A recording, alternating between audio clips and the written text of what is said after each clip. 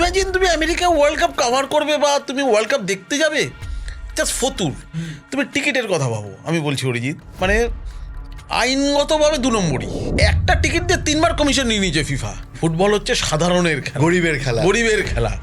80 লক্ষ টাকার টিকিটের দাম উঠে গেছে, মিনিমাম টিকিটের দামটা হয়ে গেছে 10 লক্ষ টাকা। সো এটায় অনেকে ইনকামও করে ফেললো শেয়ার বাজারের মতো, যে টিকিট ধরে রেখেছে একটা। সবাই ভেবেছিল যে ক্রিশ্চিয়ানো রোনাল্ডো বিশ্বকাপ জিতে শেষ করবে। আমি বলছি এখন আর ফুটবলটা আবেগ না, বিজ্ঞান একদম।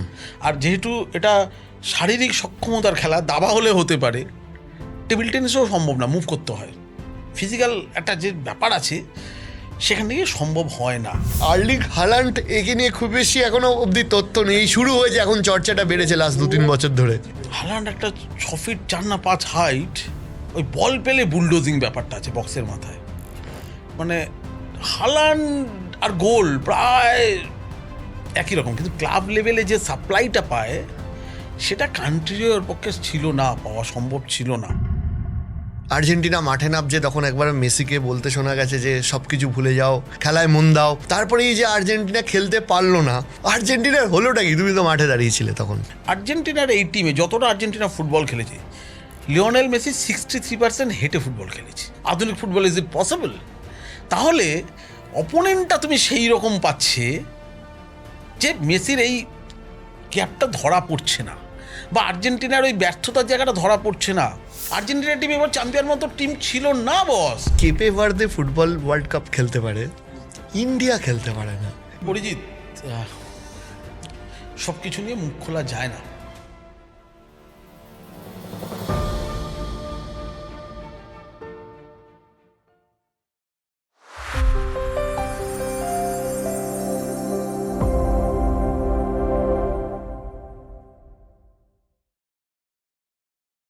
দাদা বলো, বিশ্বকাপ কেমন কাটলো তোমার?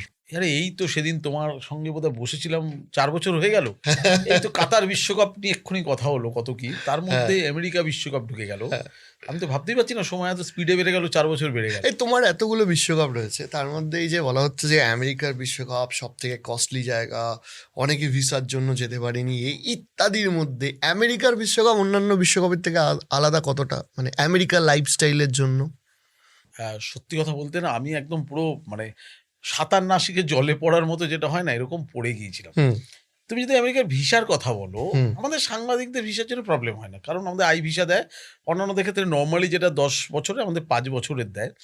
সো আমি অ্যাপ্লাই করেছি, আমি যেহেতু জার্নালিস্ট হিসেবে অ্যাপ্লাই করেছি, আমাদের ফিফা থেকে অনুমোদন করা হয়।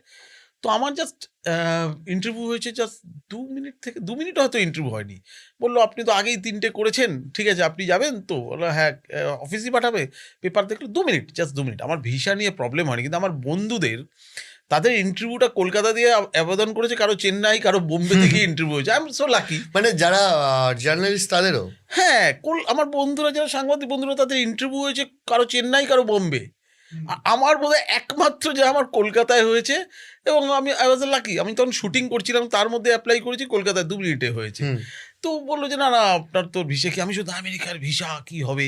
তো এটা যখন এত সুন্দর স্মুথ কাটালাম, আরে আমেরিকা, তাহলে বাকিগুলো স্মুথ। বাকিগুলো কিরম স্মুথ হয়? ধরো আমি এর আগে ব্রাজিল, রাশিয়া, কাতার করেছি। তো যারা অ্যাক্রিডিটেটেড জার্নালিস্ট, তাদের ওদের যে সরকারি ট্রাভেলগুলো থাকে, ধরো বাস, সরকারি ট্রেন, মেট্রো, এগুলো কার্ড থাকলে জার্নালিস্টদের ফ্রি করে দেওয়া হয়। ইভেন ম্যাচ ডেতে আমি রাশিয়া, কাতারে দেখেছি ওদের মেট্রো, ট্রেন, ওই সাপোর্ট যারা ফ্যান, যারা খেলা দেখতে আছে, তাদের ম্যাচ টিকিট আছে, ম্যাচ টিকিট দেখালে সেগুলো ফ্রি।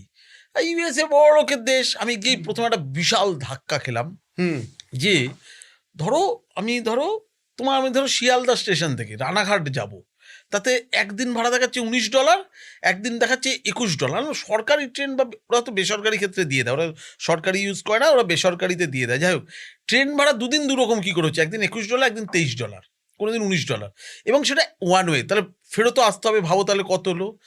ম্যাচ ডেতে দেখলাম ওটা হয়ে গেলো $98।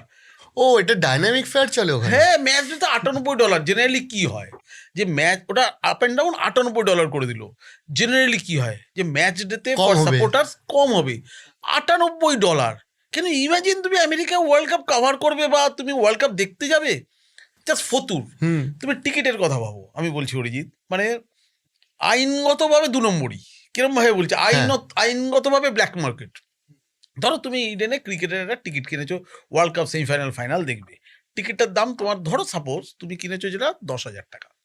এবার তুমি বটতলায় দাঁড়িয়ে তোমার কাছে 10,000 টাকা টিকিট আছে, তুমি সেমিফাইনাল বা ফাইনালে বললে এই 10কে 20,000 নিবি, 20,000 নিবি, আমি দেবো, এসে পুলিশ ঘাড়ে তোমার একদম কলারটা ধরবে, ঘাট ধরে ঘরে নিয়ে যাবে। ইউএসএতে কি হলো, ফিফাই টোটাল কালোবাজারি তোমাকে একটা অনুমতি দিল আইনগতভাবে। কিরকম, যে তুমি ফাইনালের ধরো ওখানে ধরো একটা আমি সেমিফাইনালে আমি রেট বলছি, তুমি পাগল হয়ে যাবে।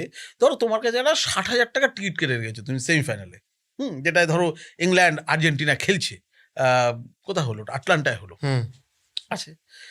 তো তখন ফিফাই তোমাকে ব্যবস্থা করেছে এবার ওয়েবসাইটে যে তুমি ওই 60,000 টাকার টিকিটটা তোমার অন্য দামে বিক্রি করতে পারবে। এই যে 60,000 টাকা দামের টিকিটটা কেটেছো, সেখানে 15% কমিশন নিয়েছিল ফিফা। পরবর্তী ক্ষেত্রে তুমি দেখলে এটা শেয়ার বাজারের মতো, আরে 60,000 টাকাটা তো 4-5 লাখ টাকায় উঠে গেছে সেমিফাইনাল আগে, চল 5 লাখ টাকা এটা বিক্রি করে দিই। তো তুমি কত টাকা লাভ করলে ধরে রাখার টাকাটা?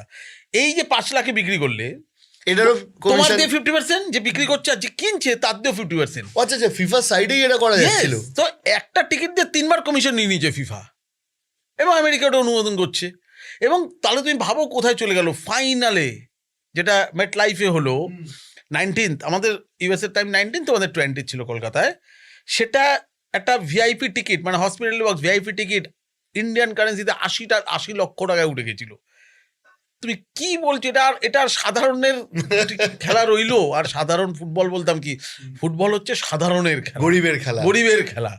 80 লক্ষ টাকার টিকিটের দাম উঠে গেছে, মিনিমাম টিকিটের দামটা হয়ে গেছে 10 লক্ষ টাকা। সো এটায় অনেকে ইনকামও করে ফেললো শেয়ার বাজারের মতো, যে টিকিট ধরে রেখেছে একটা। হ্যাঁ, আমার মনে আছে এই যে আইএফএ সেক্রেটারি অনির্বাণ দত্ত গেল, ও ভাবছিল যাবে কি যাবে না, ওর টিকিটের দামটা 5 লাখ না 6 লাখ পড়েছে একটা ম্যাচ দেখতে। মানে একটা ম্যাচ টিকিটে অনেকের ওয়ার্ল্ড কাপ 1 মাস কাভার হয়ে গেছে। হ্যাঁ, এইরকম জায়গায় আমেরিকা গেছে।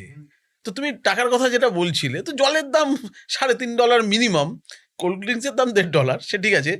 উবের, আমরা এখানে বলি না যে এই যে ধরো অটো করে যে যাই, যখন কোনো বিশেষ দিন অটোওয়ালাগুলো কি করে রুটের ভাড়া ছেড়ে দেয়, ছেড়ে দিয়ে বলে 10 টাকা ছাড়া যাবো না, 20 টাকা ছাড়া যাবো না, 30 টাকা ছাড়া যাবো না। উবের ধরো আমি প্রথম যেদিন গেলাম, আমি পেন স্টেশনে নেমে মেটলাইফ স্টেডিয়ামে যাবো অ্যাক্রিশন কার্ড তুলতে, ধরো নিল $22 সাপোজ। ম্যাচ ডেতে তুমি ওই $22টা $62 হয়ে যাচ্ছে, মানে যেভাবে পেরেছে লুটেছে। আরেকটা যেটা মজার কথা, এই যে ইউএসএ কাভার করতে যাবো, বাড়ির লোক, আত্মীয় স্বজন, বন্ধু বান্ধব সবাই বলছে আরে যুদ্ধ হচ্ছে, তুই এরকম একটা যুদ্ধ বিধ্বস্তদের, মানে বিধ্বস্ত না, আমেরিকা তো বিধ্বস্ত না, বিধ্বস্ত করে। তো সেরকম যুদ্ধে আক্রান্ত দেশ বলা যায়, যুদ্ধে ব্যস্ত দেশ, সেখানে যাচ্ছি সেটা বুঝে চলবি, এরা এইসব বললো ঠললো। তো আমার এক বন্ধু থাকে নিউ জার্সিতে, তাকে ফোন করেছিলাম যে এই কি হবে যুদ্ধে, বললো কোথায় যুদ্ধ? আর ইউএসএতে বললো এগুলো তোরা আলোচনা করিস বেশি, আসবি যখন দেখবি এগুলো তোদের আলোচনায়, তোদের মিডিয়া, তোদের চ্যানেল, তোদের পেপার এইসব হয়, আমরা তো বুঝিই না কিছু। তো আমি গিয়ে যেটা দেখলাম, বস যুদ্ধটা হচ্ছে কোথায়, ইরানে। ইউএসএর ধারে কাছে আমি 1.5 মাসে কারো মুখে আলোচনায় শুনিনি যে যুদ্ধ, ওর বোঝাই যায় না। শুধু একটু তেলের দামটা ওরা ওই গ্যাস স্টেশন বলে, গ্যালনে ওরা তেল দেয়, আমরা লিটারে নিই, ওরা গ্যালনে একটু বাড়ে কমে দাম, এছাড়া কিছু না। ওরা যুদ্ধ ইউএসএতে বসে তুমি কোথাও খুঁজেই পাবে না। ট্রাম্প মজা করছে, কোথায় যুদ্ধ? 1, 2 হচ্ছে ফুটবল, ইউএসএতে ফুটবল, সেটা শুধু ম্যাচ যেদিন হতো, আমার বন্ধুরা যা বলেছিল তাই, সেই দিনকে স্টেডিয়ামে ওরিয়েন্টেড ঢুকছি, ওই দিনটা মনে হবে ওয়ার্ল্ড কাপ হচ্ছে, বেরিয়ে গেলে নেই। মানে বাকি দিনগুলো সব যে যার মতো বিজনেসে ব্যস্ত, যে যার মতো। ইউএসএটা ভারত থেকে 3 গুণ বড় দেশ একটা, তুমি রিচ করতে পারবে না কোথায় কি। ধরো কিরকম হচ্ছে এটা, যদি সাপোর্টাররা যেখানে যাচ্ছে, মানে ধরো আর্জেন্টাইন ফ্যানরা মায়ামি পৌঁছে গেছে খেলতে, এবার মায়ামি সি বিচ যেটা রয়েছে, সাউথ বিচ, ওটা খুব জনপ্রিয় ওয়ার্ল্ডে, অনেকে ছুটি কাটাতে যায়, ধনী ব্যক্তির অবশ্যই। তো খালি গায়ে আনন্দ করছে, এই করছে আর্জেন্টাইন ফ্যানরা পৌঁছে গিয়ে। এবং আমি একটা আমার ফেসবুক পেজে আছে, আমি একটা ইন্টারভিউ নিয়েছিলাম নিউ ইয়র্কের 2 দম্পতির, ওরা বসে ওখানে, মানে আমি পারলে আমি ইন্টারভিউটা আমি বলে দিই, আমি দিয়ে দিতে পারি তোমার ইয়েটা, যে মায়ামিতে খেলা, ইন্টার মায়ামিতে খেললে লিওনেল মেসি, মায়ামিতে কোয়ার্টার ফাইনাল খেলতে আসছে আর্জেন্টিনা। তো নিউ ইয়র্কে 2 দম্পতি বসে আছে, আনলাম এখানে আপনারা বিচে, বললো আমরা ছুটি কাটাতে এসেছি নিউ ইয়র্ক থেকে মায়ামিতে, আমেরিকান দম্পতি। তাই বললাম তো ফুটবল দেখেন, ওয়ার্ল্ড কাপ চলছে, বলছে না আমি তো বাস্কেটবল ফলো করি। আলাম ঠিক আছে, কিন্তু লিওনেল মেসি আসছে। বলছে হু ইজ লিওনেল মেসি? হ্যাঁ, মায়ামিতে বসে যেখানে semifinal, can you imagine? Inter Miami, যেখানে দে ডোন্ট কেয়ার এনিথিং, আমি যা বুঝলাম। ফুটবল, ওরা বাস্কেটবল।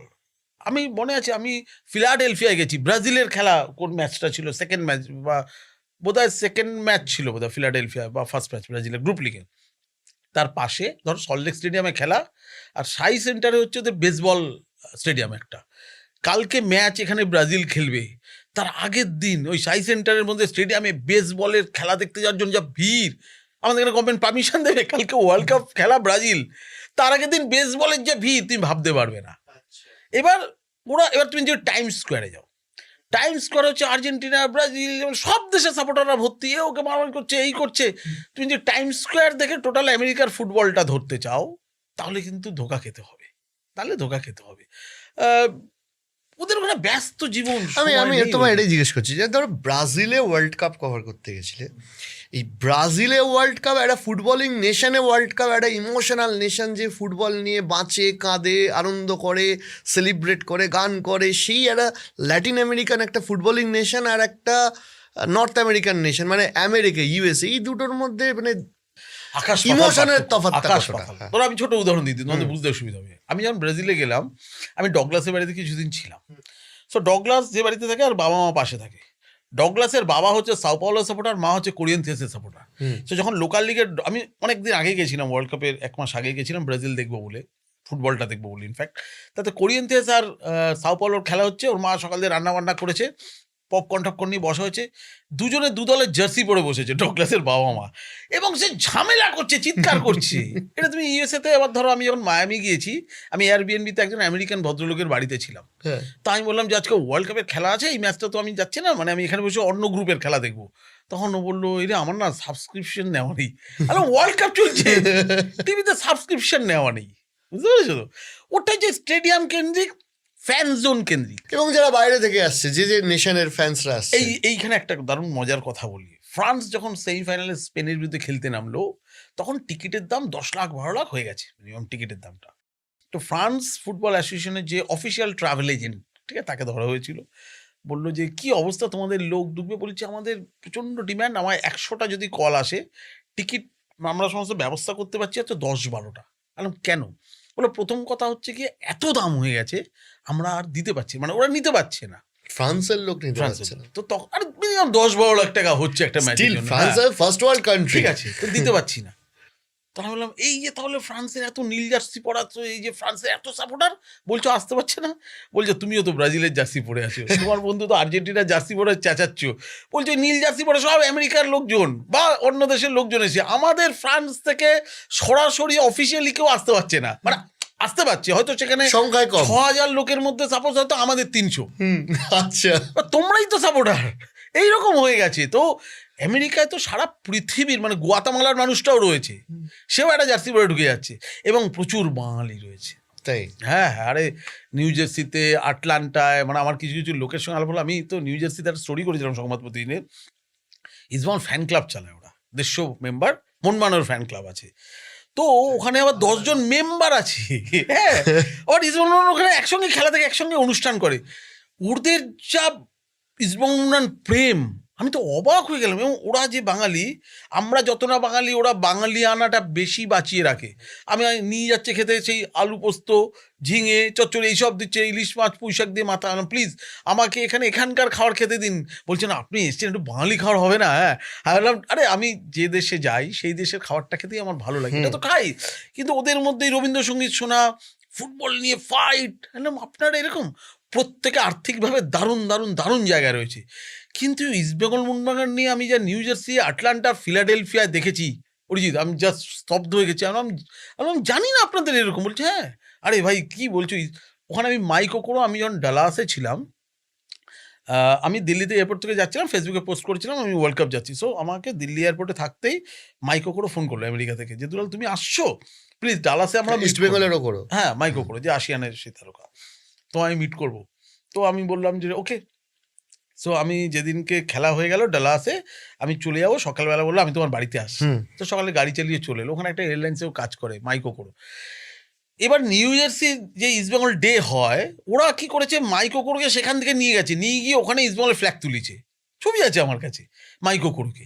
ওদের কাছে মাইকো কোরো বিশাল ব্যাপার। তাই মাইককে বললাম যে আরে তুমি এখানে কি করছো? বলছে না আমি এবার ভাবছি যাব কলকাতায় গিয়ে, হ্যাঁ এখানে কিছু কোচিং করবো, বিকজ আমেরিকার ডলারটা যে ব্যাপার আছে হ্যাঁ এইটা ছাড়তে গিয়ে দুবার ভাবছি। প্লাস মাইকো কোরো ধরো গ্রিন কার্ড পেয়ে গেছে, এইটা ছাড়তে গিয়ে দুবার ভাবছি।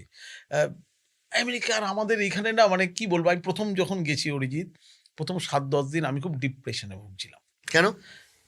পাশের বাড়ির লোকটার সঙ্গেও কেউ কারো কথা বলে না। তাই না? হ্যাঁ, ধরো আমি যে বাড়িটায় ছিলাম নিউ জার্সিতে, প্রিন্সটন বলে একটি জায়গা, সেখান থেকে 20 মিনিটস দূরে হচ্ছে আইনস্টাইনের বাড়ি। আইনস্টাইনের কোন বাড়ি?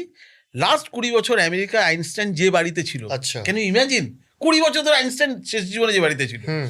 তা আইনস্টাইন যখন মারা যান, প্রিন্সটন ইউনিভার্সিটির কলেজের ইউনিভার্সিটির আন্ডারে যে বাড়ি ছিল, 112 নম্বর অ্যাড্রেসটা দেখিনি, বাড়ির নাম্বারটা 112, ওখানকার লোকাল রোডের নাম্বার।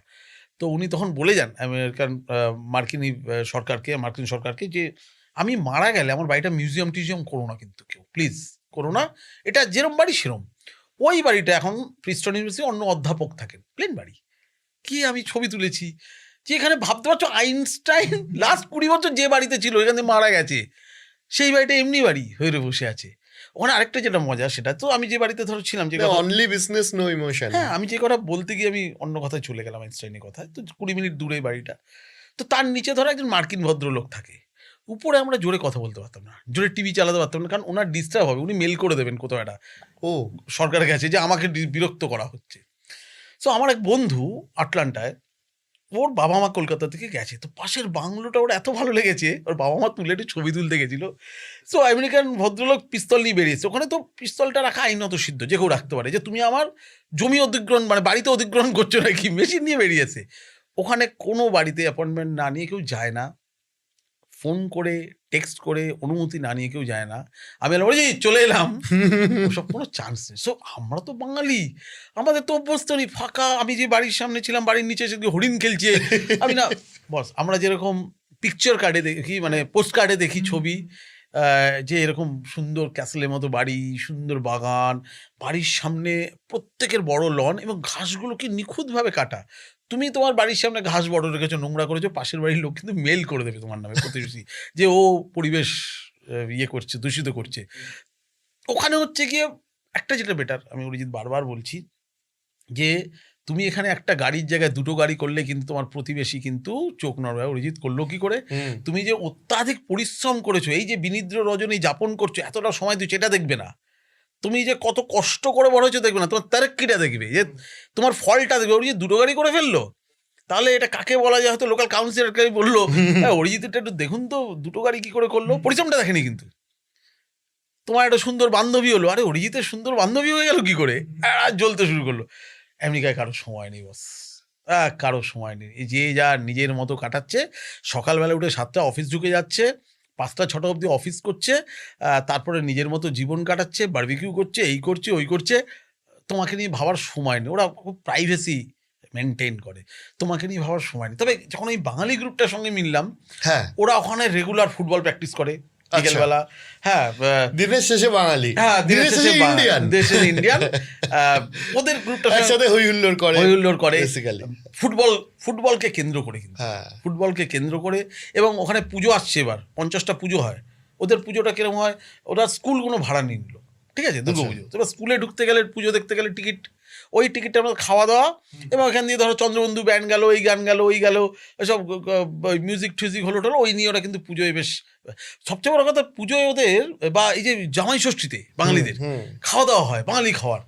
ওখানে ফিলাডেলফিয়ার রেস্টুরেন্ট আছে, টেস্ট অফ বেঙ্গল, তার মালিক হচ্ছে হাওড়ার একটি ছেলে সব্যসাচী, সে ওখানে আইটিতে চাকরি পেয়ে গেছে। গিয়ে ও দেখলো তো আরে বাঙালিদের প্রচুর খাওয়ার দরকার, এই যে জামাই ষষ্ঠী হয়, ভাইফোঁটা হয়, ও এই বিজনেসটা শুরু করে দিল, পুরো বাঙালি খাওয়ার। ওর ওয়াইফের নামে বিজনেসটা চালায়, যেহেতু ওখানে আইটিতে চাকরি করেও করতে পারে না এটা। হাওড়ার মোহনবাগান সাপোর্টার, যেই সোশ্যাল মিডিয়া দেখেছে আমি গেছি, তো সঙ্গে সঙ্গে আমায় ধরেছে, আল্লাহ আমি তোমার সাথে দেখা করতে চাই, তুমি ফিলাডেলফিয়া আসছো। হ্যাঁ, ও তখন আটলান্টায় ছিল, ও রাত্রিবেলা ফ্লাইটে এলো, তো যেখানে আমাদের মিট করার কথা, ফ্লাইট ডিলে হয়ে গেছিলো। ওই আমেরিকা এইটা খুব প্রবলেম, কখন যে বাজ পড়বে আর ঝড় উঠবে, ফ্লাইট ক্যান্সেল হয়ে যায়, এটা ভয়ঙ্কর। তো আমি যে বাড়িতে যেখানে ছিলাম ফিলাডেলফিয়ায়, তো তার নিচে এক মার্কিন ভদ্রলোক আছে, সেই ভদ্রলোক বেহালার ছেলে, ওর নাম হচ্ছে অচ্যুত, বেহালার ছেলে। তো ওখানে আইটিতে কাজ করে, সে প্রচণ্ড ফুটবল পাগল এবং ইস্টবেঙ্গল ফ্যান।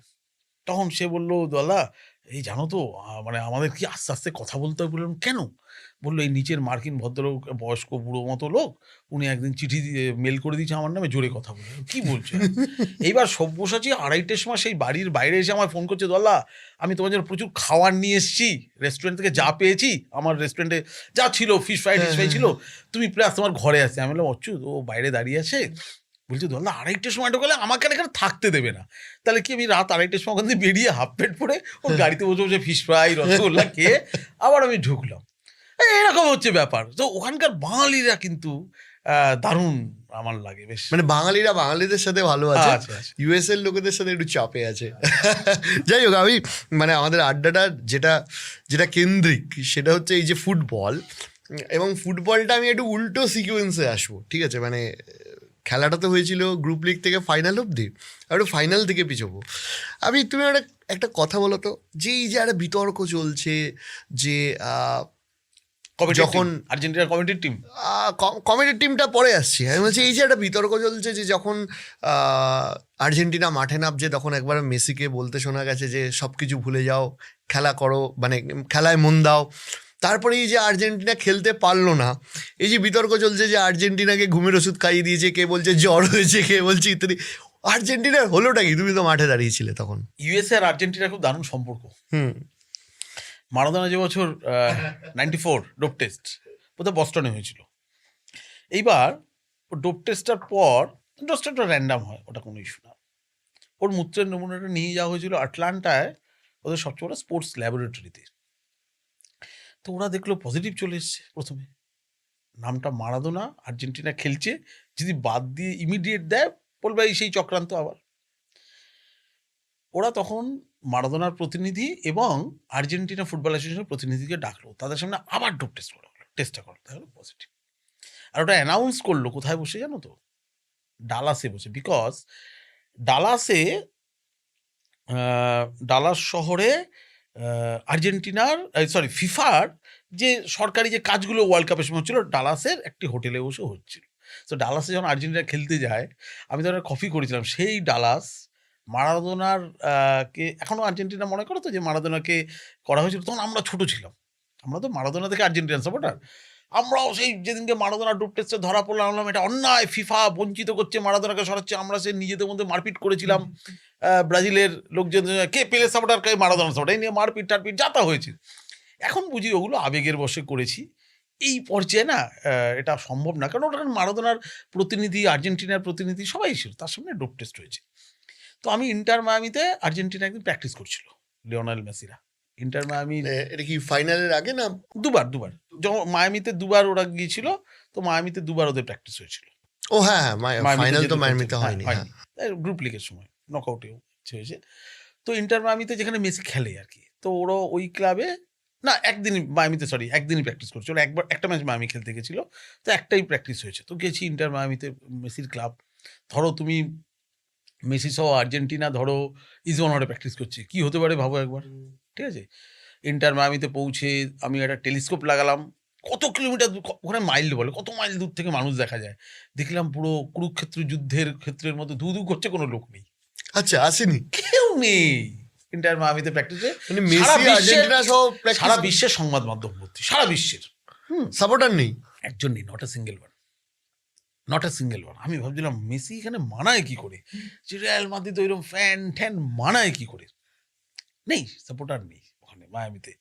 তো ওইখানে একজন আর্জেন্টাইন সাপোর্টার বলছিল যে এই আমেরিকা আমাদের মারাদোনাকে ইয়ে করেছে, এখানে আমরা জবাব দেবো ফাইনালে, এটাই আমাদের প্রতিশোধ। এবার ফাইনালের প্রসঙ্গে চলে আস, কি বলেছে মেসি, যে যা হয়েছে ভুলে যাও। এই ভুলে যাওটা কি বলতে, এবার ফিল ইন দ্য ব্ল্যাঙ্কসে যে যেরকম করেছে। প্রথম কথা আমার খুব খারাপ লাগছিল যে কিভাবে আধুনিক এআই যুগে হয়েছে। অনেক ম্যাচে আর্জেন্টিনার ওয়ার্ল্ড কাপ স্টেডিয়ামে ইনফান্তিনো বসেই ছিল না, ম্যাচেই ছিল না, ঠিক আছে? সেমিফাইনালও ছিল না, ফাইনালও তো ছিলই, সেমিফাইনালও ছিল না আর্জেন্টিনার ম্যাচে কিন্তু। না সেমিফাইনালের দিন ছিল, ফাইনাল দিন ছিল। তেমনিও আগের দিন ফ্রান্স স্পেনের ম্যাচেও চলে গেছিল, ফ্রান্স স্পেনের ম্যাচে, তো বিভিন্ন জায়গায় ঘুরছিল। আর্জেন্টিনা অনেক ম্যাচে ইনফান্তিনো ছিল না।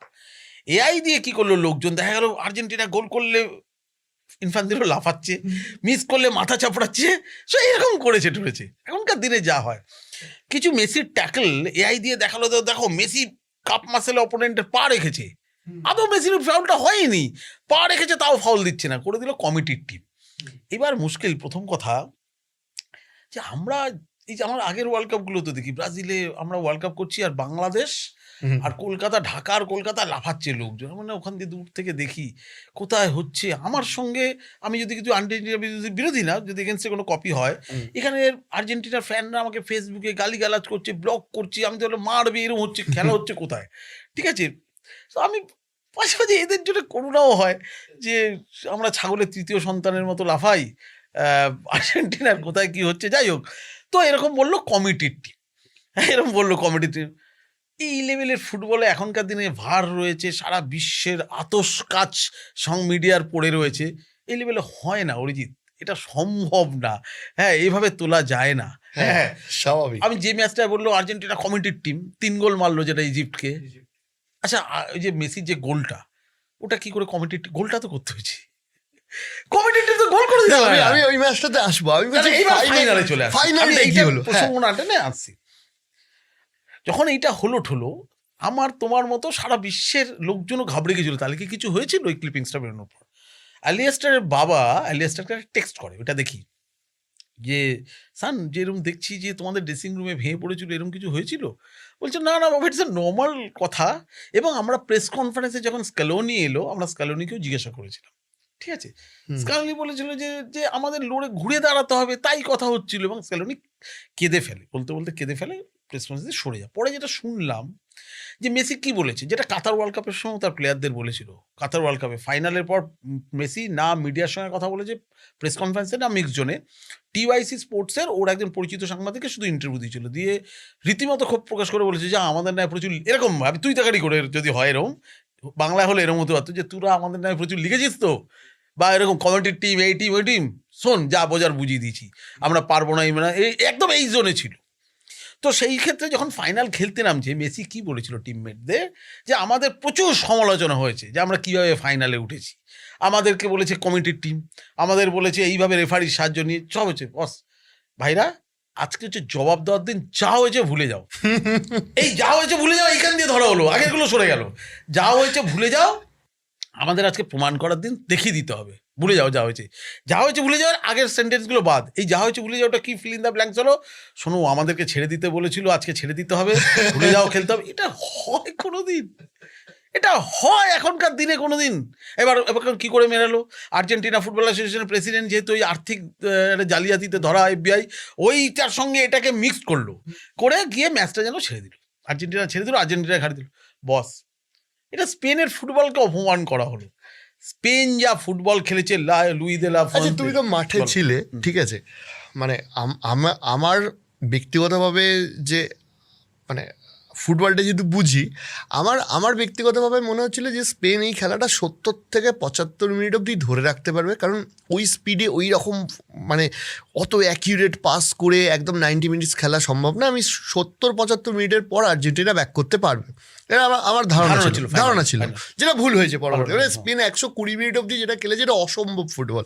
আমি বলছি, তোমাদের প্রেস বক্সে তো আর্জেন্টিনিয়ান সাংবাদিকও ছিল, তো ওদের রিয়াকশনটা কিরকম ছিল যখন এরকম খারাপ খেলছে? আমি একটু ওই স্প্যানিশ কোচটা দিয়ে একটু গল্প দিয়ে আসি। লুই দে ফুয়েন্তে যখন শুরুর দিকে যখন চাকরি ছিল না, প্রায় 18 মাস ওর কোনো কাজ ছিল না, ওকে আমি একলব্যর চেয়েও ভয়ঙ্কর একটা উদাহরণ দিই। একলব্য লুকিয়ে লুকিয়ে যেমনি অর্জুনকে প্র্যাকটিস করাতো, দ্রোণাচার্য দেখতো, এ বিয়েলসার ফ্যান ছিল, কোচ বিয়েলসার। তো অ্যাটলেটিকো বিলবাও তখন বিয়েলসার কোচ, এ অ্যাটলেটিকো বিলবাও খেলেছিল আগে এই ভদ্রলোক। তো তরে যখন বিয়েলসা প্র্যাকটিস করছে, আর একে ঢুকতে দেয়নি, দেখ কবে খেলেছিস কি, সেই লেভেলে ফুটবলার ছিল না, ওর প্র্যাকটিস কেন দেখতে দেবে। ভদ্রলোক একটা ক্যামেরা নিয়ে ওই বিলবাও ক্লাবের পাশে, মাঠের পাশে একটা বড় উঁচু গাছ ছিল, টানা 5 মাস ওইখানে বসে বসে কোচিং শ্যুট করতো, 5 মাস, জানো তো। এবার বাড়ি এসে ওটা বিশ্লেষণ করতেন, এই লুই দে লা ফুয়েন্তে প্র্যাকটিসটাকে বিশ্লেষণ করতো। পর থেকে কোচিং কোর্স করেছে। ওই বিয়েলসার সব কোচিংগুলো ইয়ে করতো। এবং মজার হচ্ছে ও যখন উয়েফার ইনস্ট্রাক্টর হয়ে গেল তার আন্ডারে কোচিংকে নিয়েছে স্কালোনি। ফাইনালে যে দুজন গুরু শিষ্য মুখোমুখি, গুরু শিখিয়েছিল শিষ্যকে, কিন্তু গুরুমারা বিদ্যা শেখায়নি। যাই হোক, তো লুই দে লা ফুয়েন্তে যখন তারপরে জুনিয়র টিমগুলো এই দায়িত্ব পেল, এই যে ইয়ামাল, ওকে ন্যাশনাল টিমও এনেছে। ইয়ামাল যখন 17 বছর বয়স, 16 বছর বয়স, স্কুলের পরীক্ষা শেষ হয়নি, তো হোটেলে, টিম হোটেলে থাকতো। ও গিয়ে আবার ওর যে স্কুলের যে অ্যাসাইনমেন্ট দেওয়া হতো সেগুলো আবার ও দেখিয়ে দিত। হ্যাঁ, এই পড়াশোনাটা করলি তো, এরকম। এই যত স্টোরেজ এরা যে উঠেছে সব তো ওর আন্ডার দিয়ে উঠে এসছে, ঠিক আছে। এইবার ও যখন ন্যাশনাল টিমের দায়িত্ব পেল, সিনিয়র ন্যাশনাল, স্পেনে মানে মিডিয়া ছিঁড়ে খায়, কাকে করলি? ও পুরো ধোনির সিস্টেমে চলে গেল। ও ফার্স্টেই বললো সিনিয়রগুলোকে বাদ দিতে হবে, কারণ আমি এমন কিছু ছেলে নিয়ে জুনিয়র টিম দিয়ে উঠতে চাই, তারও কানা, তখন টিম প্লেয়ারের গুরুত্ব দিচ্ছি, যারা মানে 90 মিনিটসটা পাগলা করে দেবে আমার ফুটবলটা। প্রথমে বাদ দিল কাকে? র্যামোসকে। র্যামোস তো সোশ্যাল মিডিয়ায় লিখলো যে এই যে কোচ, সে আমায় ফোন করে বলছে আমি দারুণ প্লেয়ার, দারুণ ফর্মে আছি, কিন্তু আমার বয়সের জন্য নেবে না। ঠিক আছে, একটা উত্তর দেয়নি, ওকে কচুকাটা করেছে সমালোচনায়। কিন্তু ও দেখবে এই টিমটা রিয়াল মাদ্রিদে একটা প্লেয়ারই নেই। ডেভিড রায়া যে ইপিএল এর বেস্ট গোলকিপার, ওকে বসিয়ে রেখে উনাই সিমনকে খেলালো পুরো ওয়ার্ল্ড কাপটা। আমি স্পেনের যে ফুটবলারটা পেনাল্টিতে ফার্স্ট গোল করলো ফ্রান্সি, হ্যাঁ, white several, Mikel white several, এ কোন বড় ক্লাবের প্লেয়ার দেখো তো, খোঁজ নি। বড় ক্লাবের প্লেয়ার না, সেন্ট্রাল মিডফিল্ড। একবার ফ্রেন থেকে জিজ্ঞেস করেছিল প্রেস কনফারেন্সে যে তোমার এই টিমে ভবিষ্যতে কে কোচ হতে পারে? বলে হোয়াইট সার্ভাল। ঠিক আছে, এত ঠান্ডা মাথা। এই ছেলেটি ওই লেভেলের ফুটবল খেলার পাশাপাশি সে ম্যানেজমেন্ট কোর্স করছে, জানো তো। তো ও গিয়ে, হ্যাঁ, যে ন্যাশনাল টিমের প্লেয়ার, সেই ইউনিভার্সিটিতে হস্টেলে থাকে, রুম শেয়ার করে, এত ডাউন টু আর্থ। ফুয়েন্তে সেই প্লেয়ারদের নিয়ে দলটা তৈরি করেছে ফুয়েন্তের সিস্টেমে। এবং ও বলছে যে আমি তো এদের ছোট থেকে জানি, এদের ভাঙা গড়া, ভেঙে পড়া সমস্ত, ইয়ামালের ওই ছোট থেকে চুল কাটবে কি, মিডিয়াকে কি বলবে, তার এরকম করে দেওয়া। তো সেই তুলেছে যে আমি 90, একদম ধোনি তুমি দেখো না, MS ধোনি যেটা হয়েছিল, ও দেশের স্বার্থে সেটা করেছে। এবার যখন ও ন্যাশনাল টিমের দায়িত্ব পেল, কে অখ্যাত কে পেয়েছে, প্রচন্ড সমালোচনা, কাসিয়াসের বিরুদ্ধে সমালোচনা করেছে, রামোস করেছে, সব পাত্থার দিয়ে দিয়েছে। ও ফার্স্ট তুমি দেখো 2024 ইউরোকাপ চ্যাম্পিয়ন, যেই ইউরোকাপটা পেলো, স্কালোনির মতো কোপা পেলো। আর্জেন্টিনা ফ্যানরা চেঞ্জ, যখন স্কালোনি দায়িত্ব পেয়েছিল, মেসি খেলেনি, মেসি 1 বছর খেলেনি, মেসি বার্সেলোনায় বসেছিল। এই যে ফার্স্ট স্কালোনি ভিডিও কলটা করে বলেছিল যে দেখো, তখন বিকজ আমি তো ওই সময় ছিলাম, রাশিয়া ওয়ার্ল্ড কাপটা স্কালোনি সাম্পাওলির আন্ডারে ছিল। ওই রকম আমার 4টে ওয়ার্ল্ড কাপে মেসি কিন্তু 3টে ফাইনাল খেললো বস, 2014, 18 না, 14, 22, 26 একটা চ্যাম্পিয়ন। আমি মেসি, আমার সময় আমি 4টে ফাইনাল দেখছি, তোমাদের 3টে ফাইনাল মেসি খেলছে। কিন্তু 18তে আমি দেখেছি, যেটা বোধহয় ওরা ইয়ের কাছে, ফ্রান্সের কাছে হেরে গেল, ওই আর্জেন্টিনাকে দেখিনি। মানে কি জঘন্য টিম গেম, টিমের মধ্যে মিলমিশ নেই। ওটাতে ইনফ্যাক্ট ওরা ক্রোয়েশিয়ার কাছে 4-0 হেরেছিল, না ফ্রান্সের কাছে হেরে বিদায়, না গ্রুপ স্টেজে। তো সাম্পাওলির আন্ডারে, সাম্পাওলির উপরে এত অভিযোগ, প্লেয়ারদের মাসচেরানোরা আলাদা টিম করে নিল, মেসি সঙ্গে খুব ঝামেলা হলো, সিনিয়রদের সঙ্গে চলে গেল মেসি বার্সেলোনা। কেন স্ক্যালোনিকে কোচ করেছিল তখন আর্জেন্টিনা ফুটবল অ্যাসোসিয়েশন? বিকজ ওদের অর্থ ছিল না, যারা ইন্টারিম কোচ রাখা হলো, পরে টাকা পয়সা দিয়ে এলে তখন বড় কোচ। তো এই দায়িত্ব পেয়ে দেখলো যে ও এবার ফারদেশকে নিয়ে টিম করা শুরু করলো নতুন করে। ওরও চাইলো জুনিয়র প্লেয়ার নিয়ে যারা দেশের জন্য খেলবে। এটা করতে গিয়ে দেখলো আমার সিনিয়র মেসিকে দরকার, মেসি তো খেলে না। মেসির কাছে ও যদিও ওইটা অ্যাসিস্ট্যান্ট করছিল, সে অ্যাক্সেস ছিল না। তখনও কি করলো, পাবলো আইমার ওই লেভেলে খেলেনি, কিন্তু মেসির আইডল ছিল, তাকে দিয়ে ভিডিও কল করলো বার্সেলোনায় মেসিকে।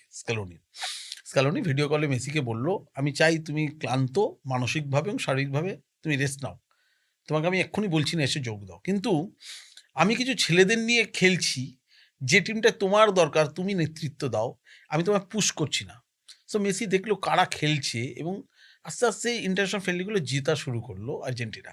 ও মনে করলো মেসি যে এই টিমটা আমি নেতৃত্ব দিতে পারি। এলো যে কোপাটা জিতলো জীবনে প্রথমবারের জন্য, যেটা মেসির গায়ে ছিল, যে ও তো অলিম্পিক জিতে ছেড়ে দাও, যে সিনিয়র লেভেলে কোনো ট্রফি নেই। যেই ফার্স্ট ট্রফি পেলো, ওর স্ক্যালোনির উপর ভরসা বেড়ে গেল। সিমিলারলি লেফোয়ান্তে যে ইউরো কাপ দিল 2024, তখন স্পেন বুঝতে পারলো যে আমরা ঠিকঠাক পথে এগোচ্ছি। 2010 যে ওয়ার্ল্ড কাপ জিতেছিল স্পেন, সেটা তো 2008-10 8 ইউরো 10 বারোতেও জিতেছে। এইবার এই স্পেনটা কি হলো, আমি একদম ফ্র্যাঙ্কলি বলছি, স্পেন যখন শুরুতে খেলছে, আমি তো পর্তুগাল ম্যাচ ছাড়া খুব একটা দেখিনি স্পেন, আমি যে ম্যাচগুলো কভার করতে চাইছিলাম ওই গ্রুপে স্পেন পড়েনি ওই সময়, দেখিনি। কিন্তু ঠিকঠাকভাবে আমি স্পেনকে দেখলাম সেমিফাইনালে ফ্রান্স ম্যাচটা, যেভাবে ওলিস টু দেমলে আর ওই তোমার গিয়ে এমবাপেকে বল দেওয়া সাপ্লাই লাইনটা কাটলো, আমি জাস্ট মন্ত্রমুগ্ধের মতো দেখছি। সেটাই আরে কি কোচিং! আমি লিখেছিলাম একটা কপি যে এখনকার দিনে যারা ফুটবল কোচ, হ্যাঁ। যারা কোচিং ম্যানুয়াল বিভিন্ন শিখছেন, লাইসেন্স ফেলে দিন গঙ্গার জলে, একদম এই ম্যাচটাকে রেখে ঘরে বিশ্লেষণ করতে শুরু করুন কিভাবে কোচিংটা হয়। সো ফাইনালে আমি তো শিওর ছিলাম, গুজবাম দিচ্ছে ওই কোচিংটা এখনো মনে ফাইনালে আছে। আমি শিওর ছিলাম আর্জেন্টিনার আর সুবিধা হবে না। কেন কি এই বললেই বলবে আর্জেন্টিনা বিরোধী, এটাই হচ্ছে মুশকিল। মানুষ তো অন্ধ আবেগে সমর্থন করে। আমি বারবার বলছি যে যখন গ্রুপ লিগে আর্জেন্টিনা খেলছিল, যে গ্রুপটা পেয়েছিল আর্জেন্টিনা, এটা কমিটির টিমের জন্য না, পেয়ে গেছে, যে অপোনেন্টটা সেই লেভেলে ছিল না। ইভেন পর্তুগাল স্পেন পেয়েছে, হ্যাঁ, ইভেন ব্রাজিল মরক্কো পেয়েছে, আর্জেন্টিনা ছিল না। এইবার একটা দেখো টিমের ডেটা, আমরা যখন ডেস্কে থাকতাম, প্রেস বক্সে ফিফা থেকে আমাদের ডেটা চলে আসতো, কে কত হাঁটছে, খেলছে, দৌড়চ্ছে, তাতে পেলাম আর্জেন্টিনার এই টিমে যতটা আর্জেন্টিনা ফুটবল খেলেছে, লিওনেল মেসি 63% হেঁটে ফুটবল খেলেছে। যে লোকটা হেঁটে ফুটবল খেলে 8টা গোল করে ফেলেছে, ঠিক আছে, 63% হেঁটেছে ম্যাচ টাইমের। ভাবতে পারো আধুনিক ফুটবল, ইজ ইট পসিবল? তাহলে অপোনেন্টটা তুমি সেই রকম পাচ্ছে যে মেসির এই গ্যাপটা ধরা পড়ছে না, বা আর্জেন্টিনার ওই ব্যর্থতার জায়গাটা ধরা পড়ছে না।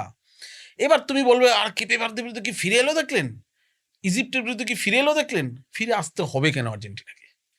আর্জেন্টিনা তো প্রথম দিয়ে ডমিনেট করবে। তার মানে কেপে ভার্দে বা ইজিপ্টও আর্জেন্টিনার ডিফেন্স লাইন ভেঙে ফেলছে। প্রতিদিন এই লাস্ট 15-16 মিনিটে গোল হবে কিনা, এই হৃৎপিণ্ড মানে হাতে নিয়ে খেলা দেখা, যাদের হার্টের রোগ আছে, হার্ট অ্যাটাক হয়ে যেতে পারে, এটা আর্জেন্টিনার জন্য একদিন হয়, 2 দিন হয়, 3 দিন 4 দিন, মানে পরিষ্কার ফুটবল যেটা বলে, যে ফ্রান্স স্মুথলি এগোচ্ছে। যেমন পর্তুগালকে দেখে মনে হয়নি ফাইনাল খেলবে, কোনোদিন না। আর্জেন্টিনাকে আমরা সমর্থন করি বিকজ অফ মেসির জন্য বেরিয়ে যাচ্ছে, কিন্তু মেসি রেগুলার ওই জায়গাটা দিয়ে করবে, ফুয়েন্তে বসে দেখছে না। বা আমি যদি ফ্রান্সের সঙ্গে পড়তো, তাতেও আর্জেন্টিনা কিছু করতে পারতো না, দেশ দেখে নিয়েছিল। কারণ মেসি 2022-এর মেসি নেই, 2026-এ এসে 63% হাঁটছে, হেঁটের পজিশন নিচ্ছে। তার মানে ওর কাছে বল যেই পায়ে যাচ্ছে, একটা সাডেন স্পিড তুলছে তখনই, ওর বল লাইনটাই যদি কেটে দেয়, আমি শিওর ছিলাম ফুয়েন্তে দেখছে। এবং ফাইনালে কি হলো, ফার্স্ট 12 মিনিটের মাথায় বল পেল মেসি। এর সঙ্গে ওই কোনো ষড়যন্ত্র, কোনো তত্ত্ব তা নয়, এটা সাপ্লাই লাইনটাই কেটে দিয়েছে। ফুটবল, এটা ফুটবল, আধুনিক ফুটবল। আর্জেন্টিনা টিম এবার চ্যাম্পিয়ন মতো টিম ছিল না বস। এটা 2022-এ ফ্রান্স যে আর্জেন্টিনা, আমি এখনো অবধি বলি মেসির সেরা পারফরমেন্সটা 2014 জার্মানি এগেইনস্টে, যেটা রানার্স হলো, আমি ছিলাম ব্রাজিলে, কিন্তু যেটা ওই মারাকানায় হলো, মেসি যেটা ডান পায়ে গোল মিস করলো, হিগুয়েন মিস করলো, ওইটা পায়নি ইনফ্যাক্ট। কিন্তু 2022-এর চেয়েও ভালো খেলেছিল। 2022-এর মেসি আর 2026-এর মেসি, 39 বছরের মেসি যদি করে ফেলতে পারে, তাহলে ফুটবল বিজ্ঞানকে অস্বীকার করা হয়। আমরা আবেগে অন্ধ হতে পারি, কিন্তু স্পেন যা ফুটবল খেলা দেখিয়ে দিয়েছে, আমি বলছি আগামী 4 বছর এই ফুয়েন্তে সিস্টেমে চলবে। এটা কিন্তু তিকি তাকা নয় বস, ও বারবার বলেছে। দেলবক্স যেটা 2010-এর তিকি তাকা খেলেছিল, এটা তিকি তাকা নয়। তিকি তাকার যখন হলো, সবাই ওই পাসিং ফুটবল শুরু করলো। ফুয়েন্তের বক্তব্য হচ্ছে এই আমাদের ওই সময়টা ফুটবলে কি শুরু হলো, বল নিয়ন্ত্রণে রাখতে হবে, তাতে 4টে ব্যাক পাস করলেও রাখো নিজেরই নিয়ন্ত্রণে। দেলবক্সের ভাবনা কি ছিল, গোলটা হয় কি দিয়ে, ফুটবল দিয়ে। বলটাই যদি আমার কাছে 90 মিনিট থাকে, তো অপোনেন্ট গোল করবে কি করে? কিন্তু আমারও গোল করতে সমস্যা হবে, যে আমিও তো কটা নেগেটিভ পাস খেলছি। আর ফুয়েন্তে কি করলো, যে বলটা অবশ্যই যার কাছে থাকবে তার কাছে গোল, আমি বল পজিশন বেশি রাখবো, কিন্তু 4টে নেগেটিভ পাস করে না, 2টো ফরওয়ার্ড পাস করে আমার বল পাবো, কিন্তু ওটা গোলমুখে অ্যাটাক যাব। তার জন্য টিমের যে স্ট্যামিনা, যেখানে যা মুভ করা, যেখানে যা যাওয়া, সবচেয়ে ইয়াংগেস্ট টিম হচ্ছে এবছর ওয়ার্ল্ড কাপে হচ্ছে স্পেন। গড় বয়স 21 পয়েন্ট কত, ওই জন্য 90 মিনিট থেকে 120 মিনিট ওই ফুটবলটা খেলে গেল, এটাই আমি ভেবেছিলাম। তারপরেও মেসি কিন্তু একবারে চলে গেছিল একটা জায়গায়, গোলের জায়গায় এক্সট্রা টাইমে চলে গিয়েছিল। তাহলে তো ওই যদি গোলটা হয়ে যেত, তাহলে তো আর ওই আগের ভিডিওটা তাহলে হতো না। এগুলো হচ্ছে আবেগের কথা। শোন না, ড্রেসিং রুমে কিছু একটা হয়েছিল, তুমি দেখবে সোশ্যাল মিডিয়ায় কোথাও কোথাও বলছে স্পেন আর আর্জেন্টিনা আবার খেলা হতে পারে। তুমি জানো বিশ্বের কত মানুষ আর্জেন্টাইন এবং কত মানুষ অ্যাপিল করেছে যে ম্যাচটাকে আরেকবার দেওয়া হোক। এগুলো ফুটবলে সম্ভব আবেগের বশেই হয়। আমি এই রাহুল অরুণোদয় ব্যানার্জির একটা কথা মনে পড়লো, আমি এটা বলি। কাতার বিশ্বকাপের দিয়ে জানো তো আমার ওকে ফেসবুকে আমার ব্লক করা ছিল। আচ্ছা, রাহুল আমার স্কুলে, নাকতলা স্কুলে জুনিয়র ছিল, ছোট ছিল রাহুল। রাহুলের সঙ্গে আমার সম্পর্ক খুব বন্ধুত্ব ছিল বলবো না, বাট ভালো ছিল। মানে আমি যখন প্রথম রিমলি বলে সিরিয়াল হতো জি বাংলায়, আমি প্রথম লিখি, কি করে সিরিয়াল লিখবো স্ক্রিপ্ট, রাহুলকে বললাম, রাহুল বলে ধরলো আমার বাড়ি চলে আসো, ও স্ক্রিপ্ট দিয়ে দিয়েছিল আমায়। তুমি দেখো কিভাবে টেকনিক্যাল ব্যাপারগুলো জানার জন্য, এত সম্পর্কটা সুমধুর ছিল। তো তখন একটি পর্তুগাল ম্যাচ, ক্রিশ্চিয়ানো রোনাল্ডো সেই প্রেস কনফারেন্সে ঢুকবে, হঠাৎ করে রাহুল আমাকে কাতারে ফোন করেছে মধ্যরাতে। তো আমি বললাম যে, ও ফোন ধরলাম, বললাম প্রেস কনফারেন্সে ঢুকছি, ক্রিশ্চিয়ানো বললো না না ওসব ছাড়ো, তুমি যেটা করছো ভালো করছো না। বললাম কেন? সে থ্রেট দেওয়ার মতো, তুমি ব্রাজিলের লোক হয়ে গেছো। আমি ব্রাজিলের টি শার্ট পরে খেলা দেখি, মানে প্রেস কনফারেন্সে যাই ঠাই। তুমি আর্জেন্টিনার বিরুদ্ধে লিখছো, তোমায় না ছাড়বো না, বুলিং করে ছেড়ে দেবো, তুমি ইচ্ছা করে আর্জেন্টিনার বিরুদ্ধে লিখছো। বললাম আরে রাহুল, আমি পর্তুগালের প্রেস কনফারেন্সে ঢুকছি, ক্রিশ্চিয়ানো রোনাল্ডো আসবে, ও সব ছাড়বো না ঠাড়বো না, তোমায় ছেড়ে দেবো না আমি, এসব করে কেটে দিলাম লাইটটা। প্রেস কনফারেন্সে বসে রোনাল্ডো আসেনি, আমি আস্তে করে খুলেছি, দেখছি কি হয় সোশ্যাল, দেখতে থাকি আমরা। দেখছি রাহুল আমার নামে বিশাল একটা হ্যাজ নামিয়ে দিয়েছে, যে সংবাদ প্রতিনিধি টাকা নিয়ে গেছে। আরে সংবাদ প্রতিনিধি তো আমি টাকা নিয়েই তো যাবো, হ্যাঁ, আমি তো হয়তো চুরি করে যাইনি। হ্যাঁ, যে আর্জেন্টিনার বিরুদ্ধে যা পারছে লিখছে, যেন মেসি প্রভাবিত হয়ে যাচ্ছে আর কি এটা পড়ে। এখন এবছরও অনেক বিভিন্ন লোক লিখেছে, তো একে ছাড়বো না, একে চিহ্নিত করুন, এই ইসবলের বিরুদ্ধে লিখে যা পেরেছে লিখেছে। তো আমি ছেলেটের ওখান দিয়ে দুটো লোককে ফোন করলাম, আবার তখন আমি ইন্ডাস্ট্রিতে নতুন, আমি চিনি না। আমি রানা সরকারকে ফোন করেছিলাম, রানাদারকে, ওখানে তখনও রাহুল তখন একটা সিনেমা করবে ঠিক হয়েছিল, যে তোমার ডিরেক্টর এইসব কী লিখছে গো আমার নামে সোশ্যাল মিডিয়ায়। রানাদা বললো এই তুই ছেড়ে দাও, মধ্যরাতে ফোন করেছে। দেবকেও ফোন করলাম আমি, দেব এটা কি করা যায় বলো তো। আমি বললাম যে আরে আর্টিস্ট ফোরামে চিঠিফিটি দেবো নাকি। তারপরে দেখলাম ধর ওটাকে ব্লক করে রেখে দিই। আমার সাথে তারপরে রাহুলের কথা নেই। পরে আমি ভাবলাম যে রাহুল কতটা অন্ধ সমর্থক ছিল আর্জেন্টিনার, যে ওর মনে হচ্ছে যে আমার ওই লেখাতে আর্জেন্টিনার টিম স্পিরিট নষ্ট হতে পারে। হ্যাঁ, তো আমি এটাকে পরবর্তী ক্ষেত্রে এখন যেভাবে দেখি, আমারও 4 বছর বেড়েছে, বয়সে ম্যাচুরিটি বেড়েছে, যে সমর্থকদের সব কথা রিয়াক্ট করতে নেই, ওরা তো অন্ধ সমর্থক মানেই অন্ধ হবে। সো ওরা আর্জেন্টিনা হারলে মনে হবে চক্রান্ত করে হারানো হয়েছে, আর যারা ব্রাজিল সমর্থক বা পর্তুগাল সমর্থক অন্যরা আর্জেন্টিনা জিতলে মনে হবে কমিটির টিম হিসেবে সাপোর্ট দেওয়া হয়েছে। এগুলোর সাথে ফুটবলের কোনো সম্পর্ক নেই, এগুলো আমাদের অন্তরের ভাবনা। এবং বাংলাদেশ এবং কলকাতা। তো বাংলাদেশের একটা কথা বলি, বাংলাদেশের রিপোর্টাররা এবার খুব কম ভিসা পেয়েছে, ওরা বলছে কম গেছে। আর্জেন্টিনার টিমের প্রেস কনফারেন্স হলে একটা প্রশ্ন করবেই, আপনারা জানেন তো যে ঢাকায় কিভাবে আর্জেন্টিনা কে হচ্ছে। এবার ধরুন স্কালোনি বললো হ্যাঁ আমার মনে হয় যে আর্জেন্টিনার পর ঢাকাতেই বেশি হচ্ছে, এবং ওইটা কপিতে রাখবে যে স্কালোনি বললেন যে ঢাকায় আমাদের দ্বিতীয় হোক। তাতে ঢাকার কি গেল এলো আর্জেন্টিনা জিতলে, আমি জানি না, এটা অ্যাটলিস্ট আমরা ইন্ডিয়ান জার্নালিস্টরা কখনো করিনি। যে আমার ভারতীয় ফুটবলের কি গেল এলো আমরা জানি না। ওরা এটা বাংলাদেশে প্রচণ্ড হয়, যে আমরা এই যে আর্জেন্টিনা বললো যে বাংলাদেশ আমাদের সেকেন্ড হোম, এটা ওদের ভয়ঙ্কর আনন্দ। হ্যাঁ, মানে অবদের গোবদা অন্ধের মতো আর কি, এটা আমরা কোনোদিন করি। আচ্ছা আচ্ছা আচ্ছা, বড়দার কি হলো? মানে ক্রিশ্চিয়ানো রোনাল্ডো আবার সেই সবাই বয়সের কথা, ভেবেছিল, আবার বলছি ফুটবল বিজ্ঞানের সম্ভব সবাই নয়, ভেবেছিল যে ক্রিশ্চিয়ানো রোনাল্ডো বিশ্বকাপ জিতে শেষ অভিজিৎ। করবে। এই আমি অদ্ভুত দেখলাম এই ফুটবলের রোনাল্ডোকে আমার খুব মানে 90 মিনিটস খেলার মতো ম্যাচ ফিটও লাগলো না। ফুটবলে যেটা হয়, আমি বলছি এখন আর ফুটবলটা আবেগ না, বিজ্ঞান একদম। আর যেহেতু এটা শারীরিক সক্ষমতার খেলা, দাবা হলে হতে পারে, টেবিল টেনিসও সম্ভব না, মুভ করতে হয়, ফিজিক্যাল একটা যে ব্যাপার আছে সেখান থেকে সম্ভব হয় না। আমার দুটো কারণ মনে হয় রোনাল্ডো অ্যান্ড মেসির ক্ষেত্রে, কেন তাহলে ন্যাশনাল টিমে থাকে, আমার দুটো কারণ মনে হয়। যেমন মেসি, আমার মনে বলছিল যে ম্যাচ শেষ হলেও রিটায়ারমেন্টটা অ্যানাউন্স করবে না। এবছর ওয়ার্ল্ড কাপে যারা যারা লেস ভেস বিভিন্ন যারা যারা এন্ডোর্স করেছে ওয়ার্ল্ড কাপে, তার 25% এন্ডোর্সমেন্ট মেসির ছিল, ঠিক আছে। এবার স্পন্সরের চাপ। এবার মেসির সঙ্গে ধরো সেই কর্পোরেট কোম্পানিগুলোর কি চুক্তি আছে তুমি আমি জানি না, হয়তো লেখা আছে যে ন্যাশনাল টিমের এত শতাংশ ম্যাচ তোমায় খেলতে হবে, হয়তো লেখা আছে, আমি জানি না কন্ট্রাক্ট। সেই ন্যাশনাল টিমের সঙ্গে যে স্পন্সরশিপ আছে, ধরো আর্জেন্টিনা বা পর্তুগালের সঙ্গে, ধরো এই যে ব্রাজিলকে আনার কথা চলছে কলকাতায় হবে না মোস্ট প্রবলি, আমার ধারণা আহমেদাবাদ হবে ম্যাচটা যদি হয়, আমার ধারণা সেখানে কন্ডিশন দেওয়া আছে নেইমারকে এত সময় খেলাতে হবে, ঠিক আছে, তবে আমি এত টাকা দেবো। সিমিলারলি আর্জেন্টিনা পর্তুগাল যে দেশে খেলতে যায়, ওদের যে টাকাটা ট্রান্সফার হয়, ওরা নিশ্চয়ই লিয়াজান্দো ফার্নান্ডেসকে দেখার জন্য হবে না, লিওনেল মেসি এবং ক্রিশ্চিয়ানো রোনাল্ডোকে।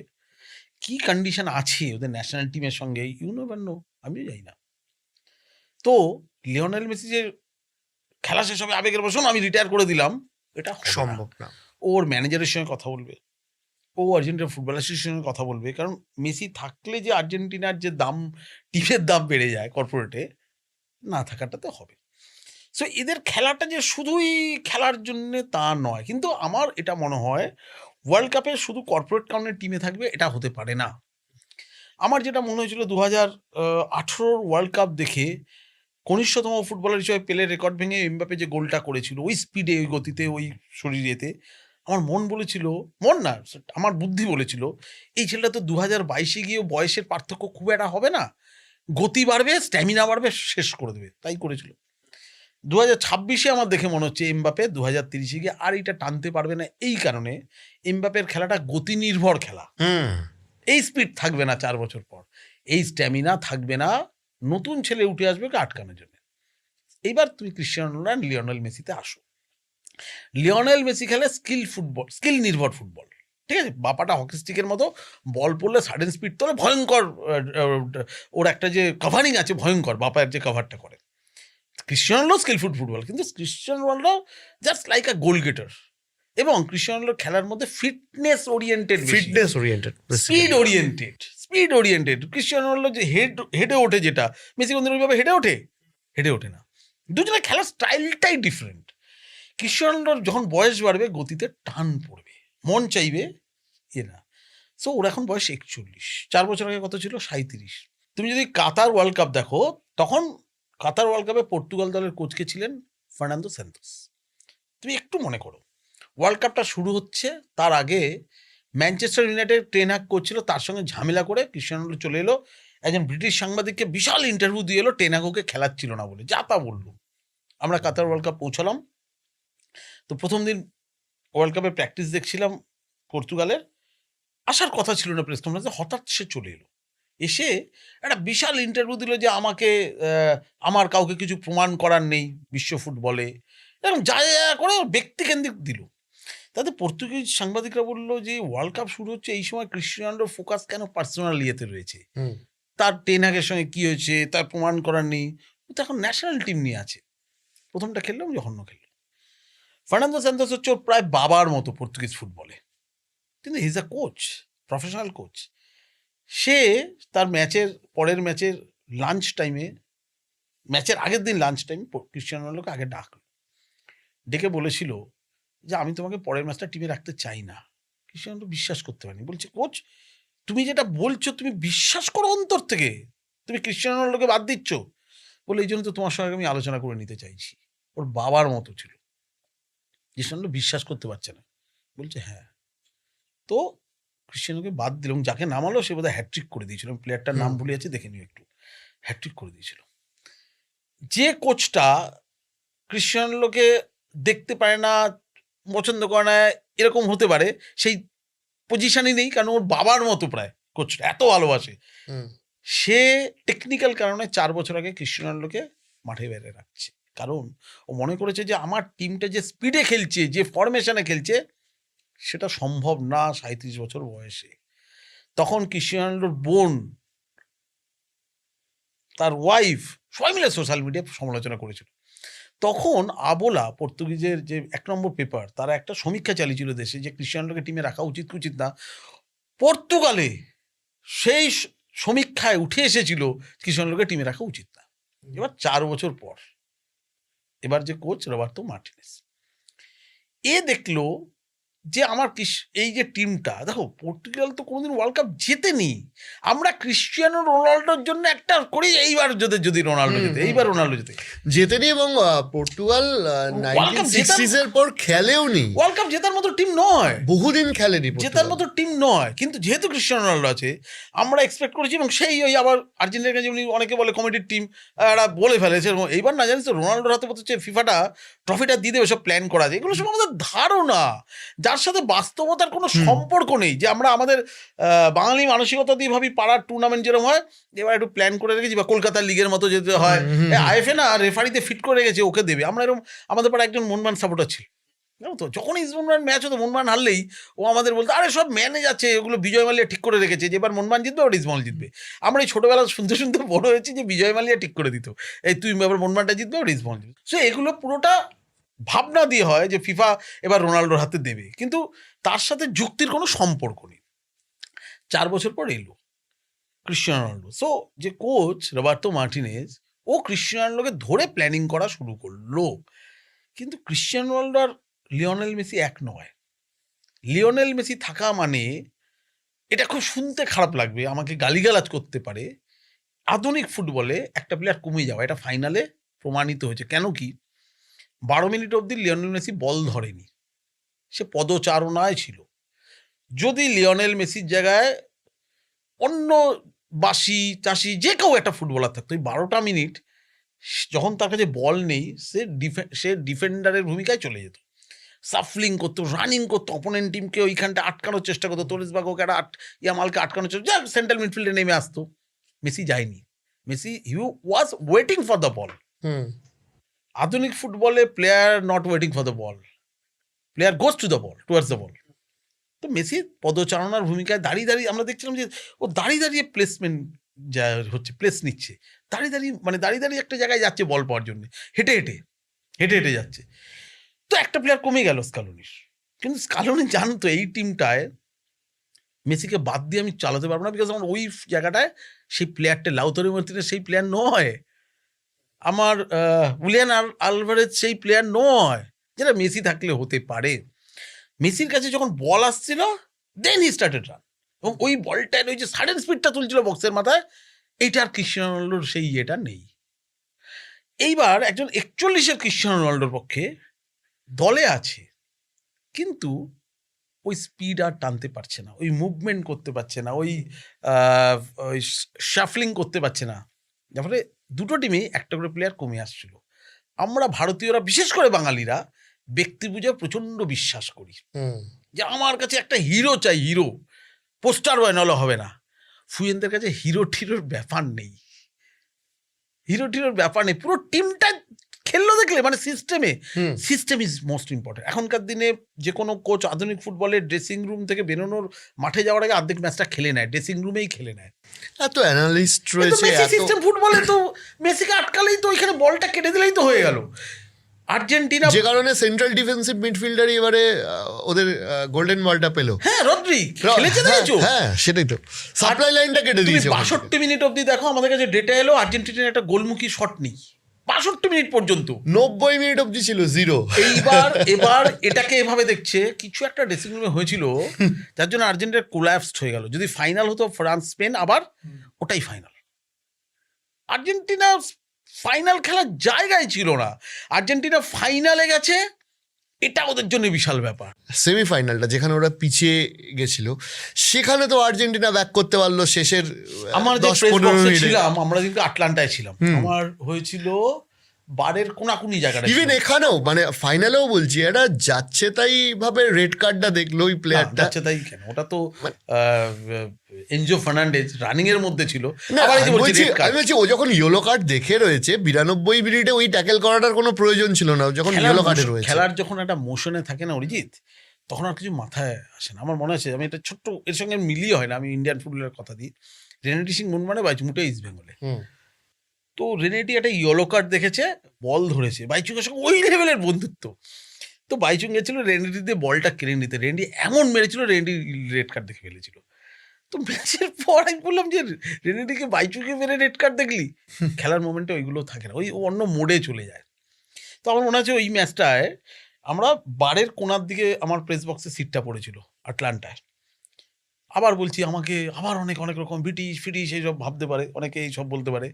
আমি একটা জিনিস দেখি, তোমার ছেলে মেয়ে কোথায় পড়তে যাবে, অক্সফোর্ডে যাবে, খুব ভালো লাগে তখন ইংল্যান্ডে। আচ্ছা, তোমার মেয়ের জামাই কোথা দিয়ে আনবে, ব্রিটিশ জামাই ইংল্যান্ডে, তখন খুব ভালো লাগে। ইঞ্জিনিয়ার কোথাকার, ইংল্যান্ড থেকে ইঞ্জিনিয়ার এসছে। ডাক্তারি কোথায় পড়বে, আরে FRCS লন্ডন, সমস্যা হয় না। যে ফুটবল খেলার প্রসঙ্গ আসে, তারা আমাদের 200তম বছর রাজত্ব করেছে, সেই ব্রিটিশদের বিরুদ্ধে লড়াই করতে হবে, যেন আর্জেন্টিনাটায় আমি জন্মেছি, ব্রিটিশদের বিরুদ্ধে লড়াই করতে হবে। ফকল্যান্ড যুদ্ধটা আর্জেন্টিনা না আমাদের, হ্যাঁ, আমি দেখছিলাম সোশ্যাল মিডিয়ায় লিখতে শুরু করেছে, এই ব্রিটিশদের বিরুদ্ধে এই লড়াই করতে হবে। তুই তো সুযোগ পেলে তুই আগে যে ডলার পাউন্ড জমাস, পরের বছর পুজো ইংল্যান্ডটা ঘুরতে হবে বলে। হ্যাঁ, সেটাতে কোনো সমস্যা হয় না। ইংল্যান্ডের দ্রব্য ইউজ করতে কোনো প্রবলেম হয় না, ফুটবল হলে প্রবলেম। আমার কেন জানি মনে হতো যে এই যে ওরা 66-তে যে চুরিটা করেছিল, ফুটবল দেবতা এই যে অভিশাপটা দিল, এত বছর জার্মানির গোলটা, হ্যাঁ, এত বছর পরেও না কাটলো না।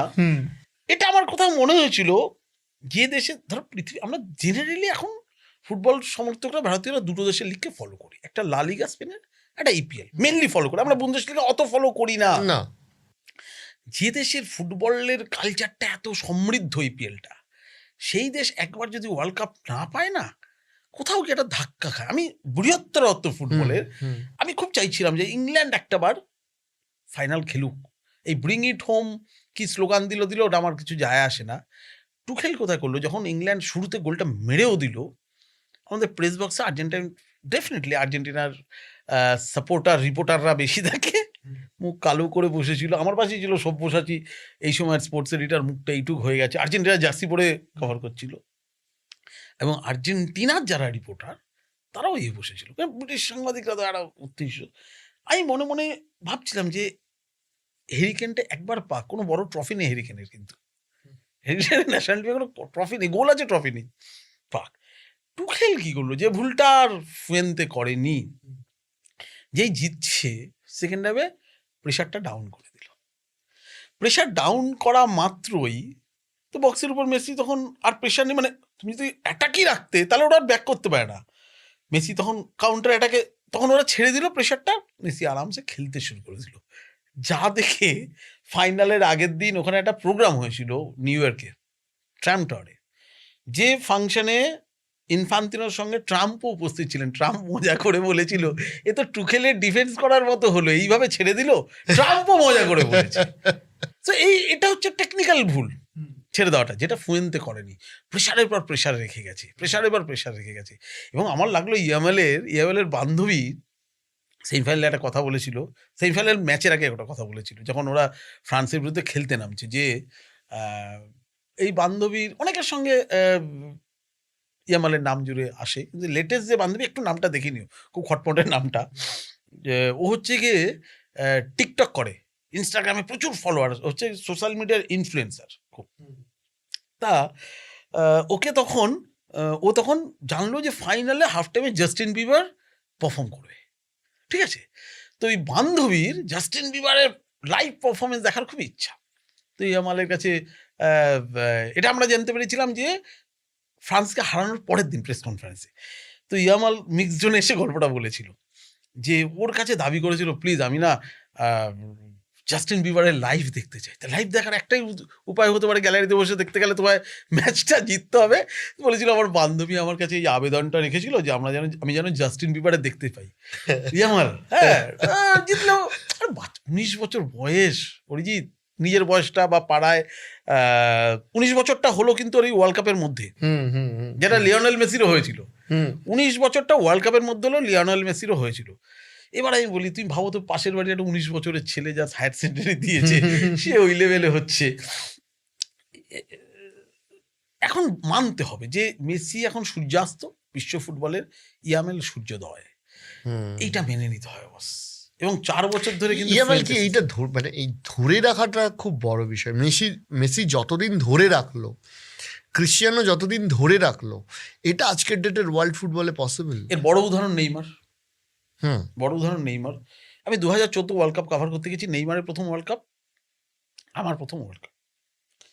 তো সোশ্যাল মিডিয়ায় লিখছি, আরে দুলালদা যাওয়া মানে ব্রাজিলের হার, ঠিক আছে? তা আমি ওখানে একটু উত্তর দিয়েছিলাম, নেইমারও সেটা বললো যে দুলালদা তুমি আর আমি একই রকম, আমিও থাকা মানে ব্রাজিল, ও 4টে ওয়ার্ল্ড কাপ, আমিও 4টে ওয়ার্ল্ড কাপ, ও জেতেনি আমিও জেতাইনি। তো যাই হোক, আমি যখন প্রথম গেলাম ব্রাজিলে, প্রথম বছর জুনিয়র নেইমার, এরকম হয়নি যে ছেলেটা জুনিয়র টিমে, তার উপরে মেন প্রেশার ওয়ার্ল্ড কাপ জেতানোর। স্পেনে ইয়ামালের উপর কিন্তু ওয়ার্ল্ড কাপ জেতানোর প্রেশার ছিল না। He is one of the weapon of Fuente, coach ছিল মেন ক্যারেক্টার। নেইমারের উপরে সেই প্রেশারটা 2014 থেকে আছে। তো ওখানে গিয়ে ফার্স্ট আমি একটা স্টোরি শুনলাম, নেইমারের যে বউ, ও ওই সময় ও ধরো আমাদের এখানে যেমনি সাস কি কবি বহুতই একটা সিরিয়াল হতো না, তখন চলছে 2014 বোধ হয়, ওই সময় ওখানে একটা ওরকম সিরিয়াল চলতো, ওর যে গার্লফ্রেন্ড ব্রুনেই প্রচণ্ড এরকম ওই সাস বি কবি বৌথির যিনি সিতে ইরানি ছিলেন, মানে সিনিয়র এখানে ক্যারেক্টার, ওখানে ইয়াং ক্যারেক্টার প্রচণ্ড জনপ্রিয় ছিল। হুম তখন নেইমার স্পেনে খেলছে, ক্লাব ফুটবল খেলছে। সেই সময় নেইমারের এক বান্ধবী নেইমারের টিকিট পাঠায়, ফ্লাইটের টিকিট বুক করে স্পেনে যায়, ওর সঙ্গে সময় কাটায়। এটা ব্রুনেই জেনে যায়। আমরা ওই সময় গিয়ে আমি ওই তখন ডগলাসের বাড়িতে ছিলাম, ডগলাসই এইসব খবর পেপার পড়ে দিচ্ছিল। ভয়ঙ্কর অশান্তি। নেইমার ওয়ার্ল্ড কাপ খেলতে ব্রাজিল এলো, গিয়ে ক্ষমা চাইলো। নেইমারের তখন একটা সন্তানই ছিল, ওই কম বয়সে নেইমারের একটা সন্তানও ছিল। নেইমার একটা বোহেমিয়ান জীবনে কি হতে পারে, ওইরকম একটা প্রতিভাবান ফুটবলার, এটা হচ্ছে সবচেয়ে বড় উদাহরণ। তুমি যে ইয়ামাল কি করে রাখবে কি রাখবে না, পাশাপাশি ক্রিশ্চিয়ানো রোনাল্ডোকে দেখো, পাশাপাশি লিওনেল মেসিকে দেখো। আমার ধারণা এই ইয়ামেল টিএমএল এত প্রফেশনাল ফুটবলার, এখনকার দিনে এদের ম্যানেজার, এদের কর্পোরেট সবকিছু নিজেকে ফিট না রাখতে পারলে কি হয়, আমার ধারণা। আর ও যেহেতু ইউরোপিয়ান ফুটবলার, ইউরোপিয়ান মানসিকতা ইজ ডিফারেন্ট। নেইমারের লাতিন আমেরিকার মানসিকতা, ব্রাজিলের যে মানসিকতা, আমি যে ওয়ার্ল্ড কাপ দেখেছি, Brazil world cup and American world cup, totally different কালচারের দিক দিয়ে। ওদের যে বোহেমিয়ান কালচার, সেটা ইউরোপিয়ান ফুটবলে না জেনারেলি ক্যারেক্টার ওয়াইজ কম হয়। লাতিন আমেরিকার স্টাইল এই স্টাইল আমার মনে হয় না। সবচেয়ে বড় উদাহরণ দিয়েগো মারাদোনা, একদমই কোথায় চলে গেল ওইরকম প্রতিভা। লাতিন আমেরিকান মানসিকতা, লাতিন আমেরিকান মানসিকতায় তারকাদের যে বোহেমিয়ান ব্যাপারগুলো থাকে, ইউরোপিয়ান ফুটবলে জেনারেলি কম থাকে। যেখানে এমবাপে বলে খুব সকলের ক্রোধে পড়ে গেছিল, এমবাপে বলেছিল যে ফুটবলটা তো আসলে ইউরোপে হয়, লাতিন আমেরিকা কোথায় হয়, এমবাপে বলেছিল। সো আমার মনে হয় ইয়ামেল এত ছোট থেকে প্রফেশনাল সেট আপের মধ্যে পড়ে গেছে, ফুয়েন্তে আরো 4 বছর আছে, যে ওকে অভিভাবকের মতো নার্সিং করে। আমার মনে হয় না ইয়ামেলের এই প্রবলেমটা হবে, যেটা নেইমারের ক্ষেত্রে হয়েছে। আমার মনে হয় না ইয়ামেলের ক্ষেত্রে। নেইমার বলতেই মনে পড়ে গেল ব্রাজিল। ব্রাজিলের কি হলো, মানে ব্রাজিল যখন 2022 বিশ্বকাপে হেরে গেল, আমি এখনো বিশ্বাস করি 2022 বিশ্বকাপে তিতের আন্ডারে ওদের জেতা উচিত ছিল, চ্যাম্পিয়ন হওয়া উচিত ছিল। দারুণ খেলছিল, নেইমারও ফিট হয়ে গেছিল। ইভেন কোরিয়াকে 3 গোল না মারলো বোধ হয়, ইভেন ব্রাজিল এগিয়েছিল ওই ম্যাচটাতেও ক্রোয়েশিয়ার এগেনস্টে। কোরিয়ার বিরুদ্ধে 3 গোল মেরে সাইড লাইনের ধারে প্লেয়াররা এসে সাম্বা নাচতে শুরু করলো, মনে করে দেখো সেই সময়টা বের করো। এবং অদ্ভুতভাবে ঢাকা অব্দি উঠে কোচ তৃতীয় সাম্বা নাচছে, কোচও নাচছে, প্লেয়াররাও নাচছে। এটা ছিল ব্রাজিলিয়ান স্টাইল, যেটা আনসেলত্তি এসে ওই ইউরোপিয়ান খুনে মানসিকতা ঢোকাতে চেয়েছিল রিয়াল মাদ্রিদের কোচ। কিন্তু যখন আনসেলত্তি এলো, তখন আর ব্রাজিল টিমটা টিম নেই। আমার ধারণা, according to me, this is the weakest team in world cup. Brazil team ব্রাজিলের উইকেস্ট টিম ইন ওয়ার্ল্ড কাপে, কোয়ালিফায়ারও খুব বাজে খেলেছিল, উইকেস্ট টিম আমার মনে হচ্ছে। এবার তাহলে ইউরোপিয়ান খুনে মানসিকতা নেইমার ফিট করে না, কারণ নেইমার টানা 3 বছর মতো ফুটবলই খেলেনি, ন্যাশনাল টিমের হয়ে খেলেনি। যা খেলছিল স্যান্টোস, ওই চোট কিন্তু ওই কোয়ালিফাইং রাউন্ডের ম্যাচ খেলতে গিয়েই পেয়েছিল। তারপরে নেইমারকে টিমে নেমে যখন ভাবছে, স্যান্টোসের খেলতে গিয়ে একটা লাগলো, কয়েক মাস ফুটবল খেলেনি। আনসেলত্তি দেখলো এই টিমটা আমার নেইমারের মতো একটা ওয়েট দরকার আছে ড্রেসিং রুমে। আমি একটা ভারতীয় ফুটবলের উদাহরণ দিই, তাহলে বুঝতে পারবে, আরো সুবিধা হয় আমাদের ভারতীয় ফুটবল। যখন ববহটন কোচ, বাইচুংটা ক্যাপ্টেন, 26 বছর পর বাইচুংয়ের নেতৃত্বে ইন্ডিয়া এশিয়ান কাপে কোয়ালিফাই করলো। এইবার যখন মেন কাপটা চলে এলো, এশিয়ান কাপটা কাতারে, ভারত তো কোনোদিন এশিয়ান কাপ চ্যাম্পিয়ন হবে না ভাবিনি, কিন্তু আমার লড়াইটা কত দূর এগোনো যায়। এবং বাইচুংদের ক্ষেত্রে যেটা হলো যে আমরা তো ওয়ার্ল্ড কাপ খেলতে পারবো না, এশিয়ান কাপটাই আমাদের জন্য ওয়ার্ল্ড কাপ, ইউরোপের জন্য European cup, euro cup, Latin আমেরিকার জন্য কোপা আমেরিকা, আমাদের জন্য এশিয়ান কাপ। বাইচুং একটা মাসল টিয়ার হলো, যেটা কিছুতেই সারছিল না। তো আমার বাইচুং বললো, বিশ্বাস কর আমি ইউরোপিয়ান কাপ মানে এশিয়ান কাপ খেলার জায়গা নেই। কি বলছিস তুই? নেই শুনে তো আমারই মরালি ডাউন হয়ে যাচ্ছে, যে বাইচুং এশিয়ান কাপ যাচ্ছে, নেই স্ট্রাইকারে, নেই টিমে, নেই, আমি তো মরালি ডাউন হচ্ছি।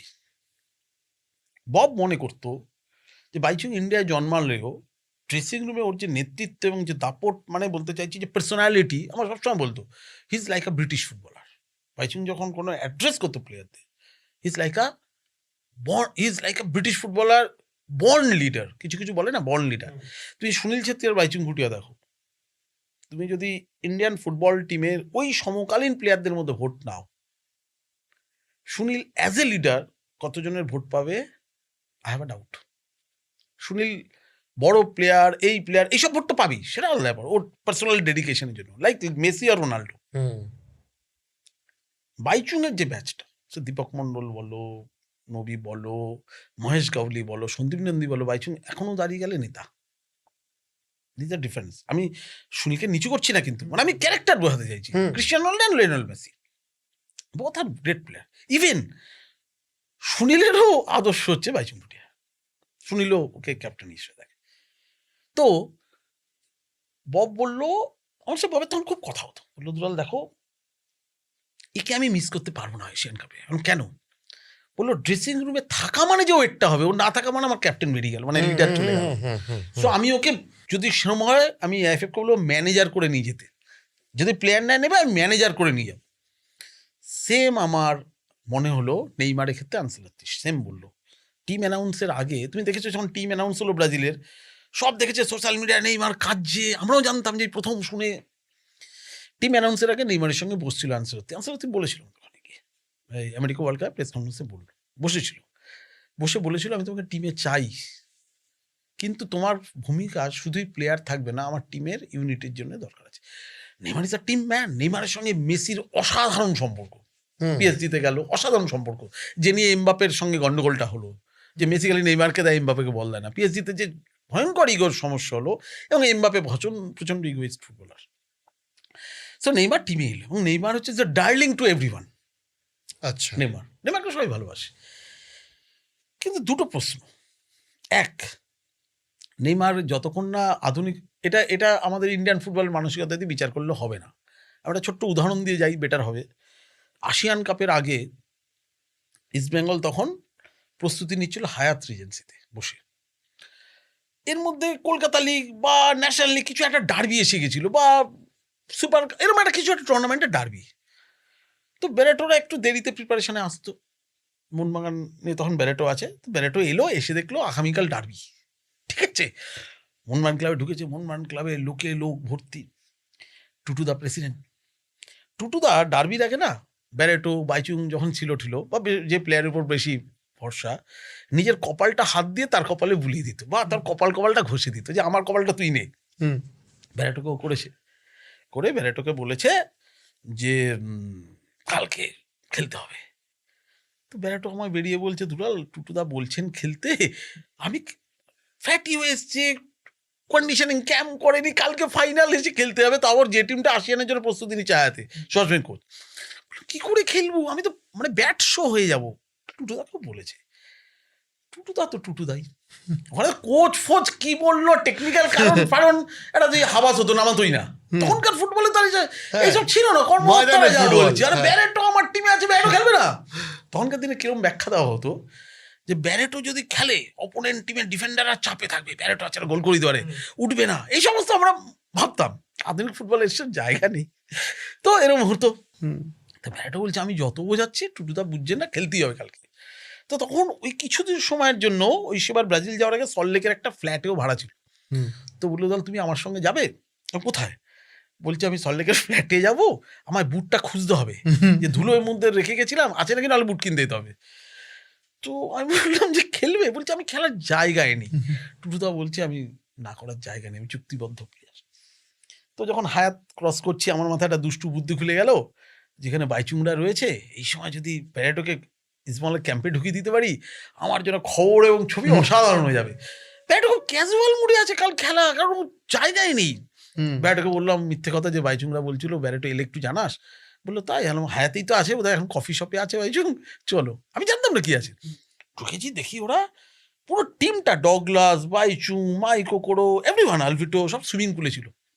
ব্যারেটোকে নিয়ে গেছি, আর ওরা প্রত্যেকে ব্যারেটোকে খুব পছন্দ করে, যে এই ব্যারেটো গেছি, বাইচুং গেছি, সবাই এসছে। আমার ফটোগ্রাফারকে বলা ছিল তুমি হায়াতে ওয়েট করো, আচ্ছা পেজওয়ান ছবি আমাদের ডার্বির আগে ব্যারেটো ইসমল শিবিরে।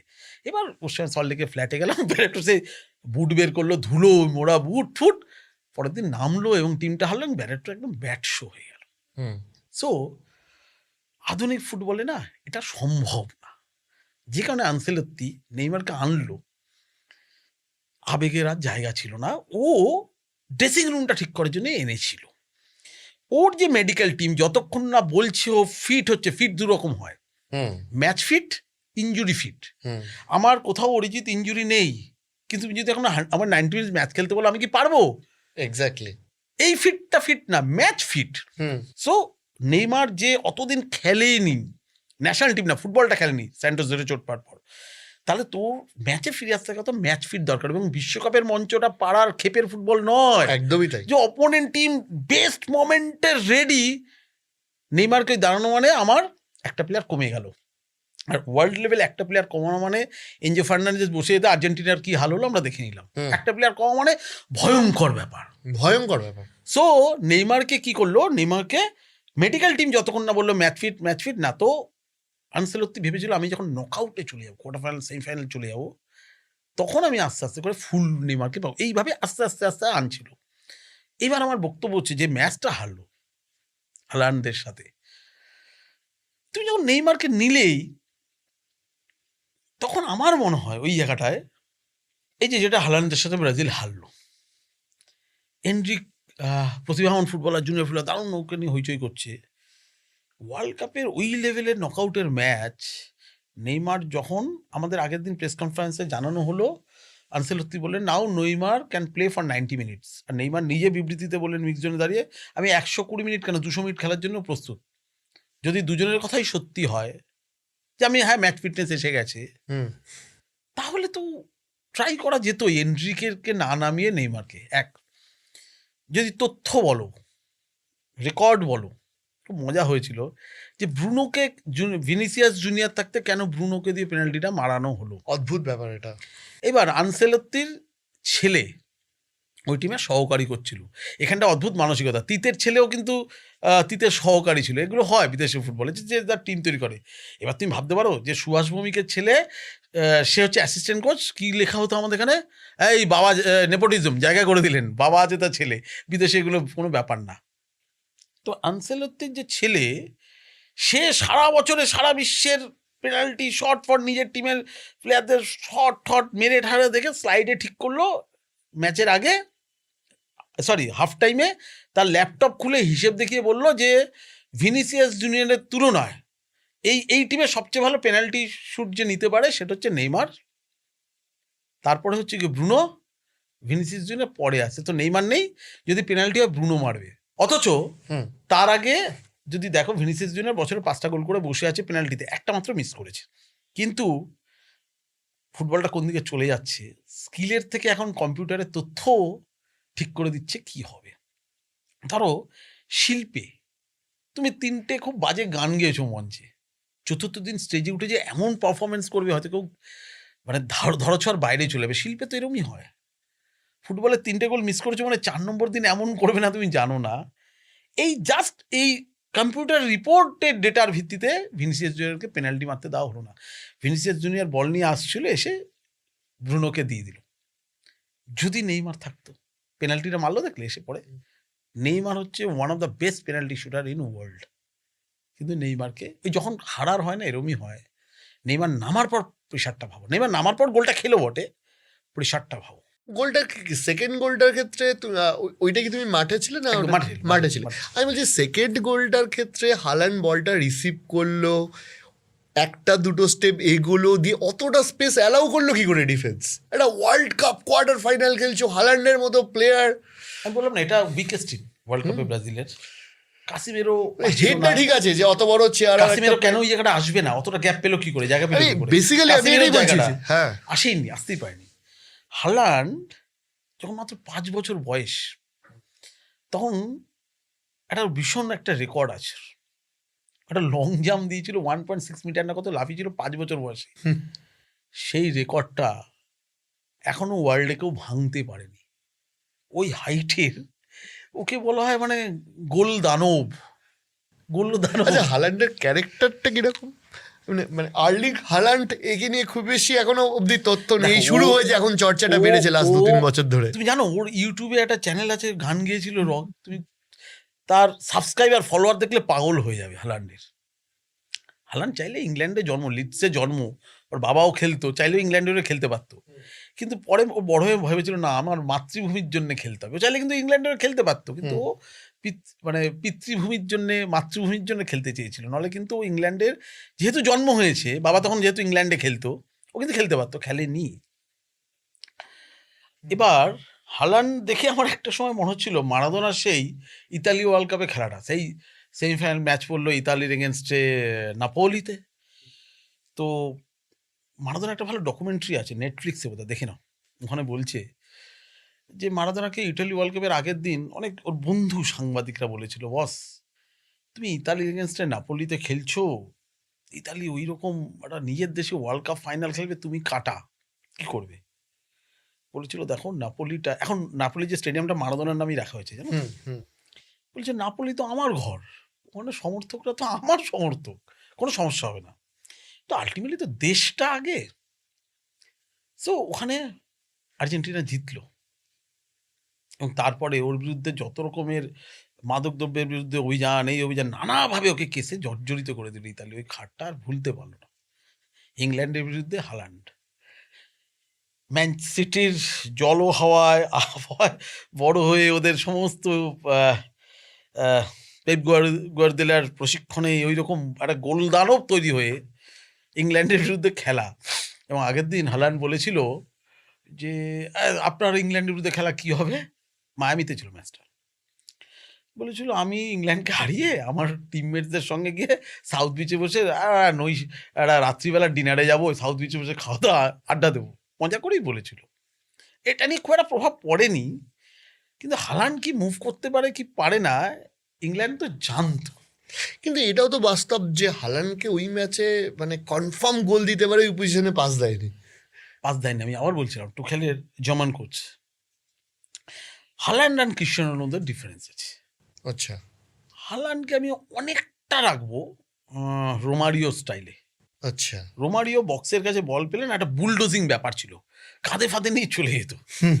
হালান্ড একটা 6 ফিট 4 না 5 হাইট, ওই বল পেলে বুলডোজিং ব্যাপারটা আছে বক্সের মাথায়। মানে হালান্ড আর গোল প্রায় একই রকম, কিন্তু ক্লাব লেভেলে যে সাপ্লাইটা পায় সেটা কান্ট্রির ওর পক্ষে ছিল না, পাওয়া সম্ভব ছিল না। তো ইংল্যান্ড ওই সেম টুকেল করলো যে হালান্ডের কাছে যাওয়ার লাইনটা সাপ্লাই নেই। ব্রাজিলের ভিতরে যে গোলটা করলো, যে গোলটা করেছে তো 50-50 বল দিয়ে গোল করেছে, হাফ টানে মেরে শট করে গোলটা, যে শটটা ঘাতিয়ে মারলো জমি গেছে শটটা, এটা তো রেগুলার হবে না, এটা হালান্ডের পক্ষে সম্ভব। টুকেল ওই হালান্ড কাছে যাওয়ার জায়গাটা কেটে দিল। But Haaland is looks like a kid, একদম ওর ব্যবহার আমার খুব মজা লাগছিল। ওই যে হালান্ডে যখনই ওই ব্রাজিলকে হারালো, তারপরে হালান্ড গানটা নিয়ে যা কিছু হচ্ছে তার সঙ্গে মিলিয়ে দিচ্ছে হালান্ডকে। হ্যাঁ, দারুণ ক্যারেক্টার হালান্ড। মানে আমি বলছি যে এই ধরনের প্লেয়ারগুলো যদি একটা ধরো এই স্ট্রাইকারটা যদি এই বছর ব্রাজিলে থাকতো, এরকম হালান্ড টাইপের একটা বুলডোজিং স্ট্রাইকার, এটা একটা পর্তুগালে থাকতো, এরা খেলা ঘুরিয়ে দিতে পারে, খেলাটা ঘুরিয়ে দিতে পারে। কিন্তু তবু যে এই যে হালান্ড নরওয়ে টিমটাকে টেনে নিয়ে চলে এসছে এতটা, এটাই আরেকটা রহস্য। তারপর আমি তোমার ইউএস এর গল্পতে যাব, কারণ এতদিন ঢাকা ইত্যাদি, সেটা হচ্ছে ফ্রান্স। মানে চোখে দেখা চ্যাম্পিয়ন, মানে যে ফুটবলটা খেলে সেমিফাইনাল উঠেছে, স্পেন এই সাপ্লাই লাইনটা কাটলো। ফ্রান্সটা নিয়ে আমি সবসময় বলি যে ফ্রান্সের নিজস্ব আসল প্রতিদ্বন্দ্বী ওরা নিজেদের।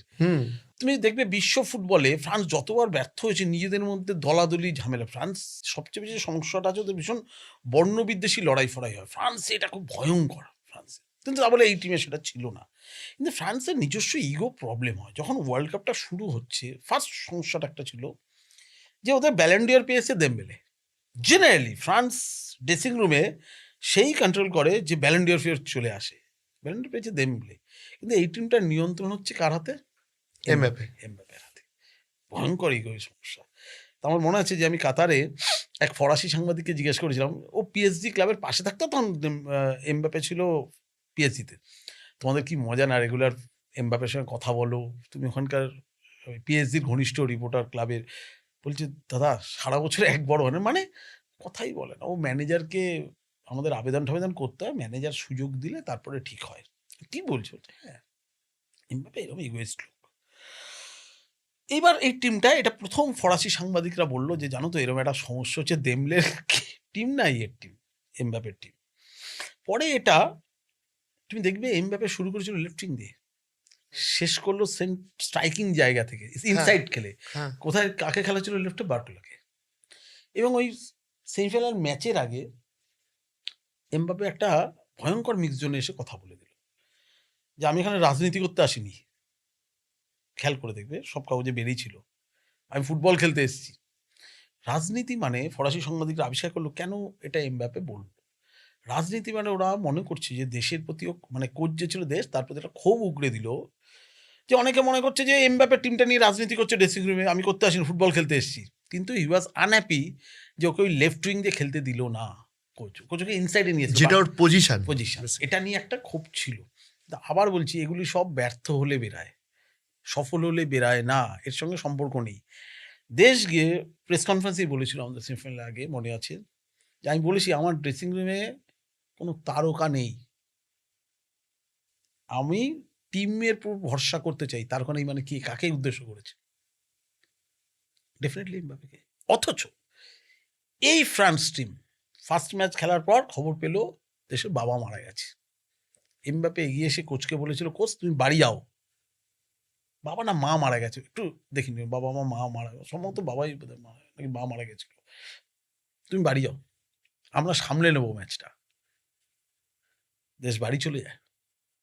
সেকেন্ড ম্যাচ গ্রুপ লিগে, আমি ভুলে গেছি কার সঙ্গে ছিল, ফ্রান্সের। ম্যাচের দিন সকালে আসে ফিরে ইউএসএতে, এবং গোল করে এমবাপে দৌড়ে গিয়ে আগে কোচকে ধরেছিল। জিতে গেলে যে আবেগ কাজ করে না, যখন ব্যর্থ হয় এগুলো সব বেরোতে শুরু করে।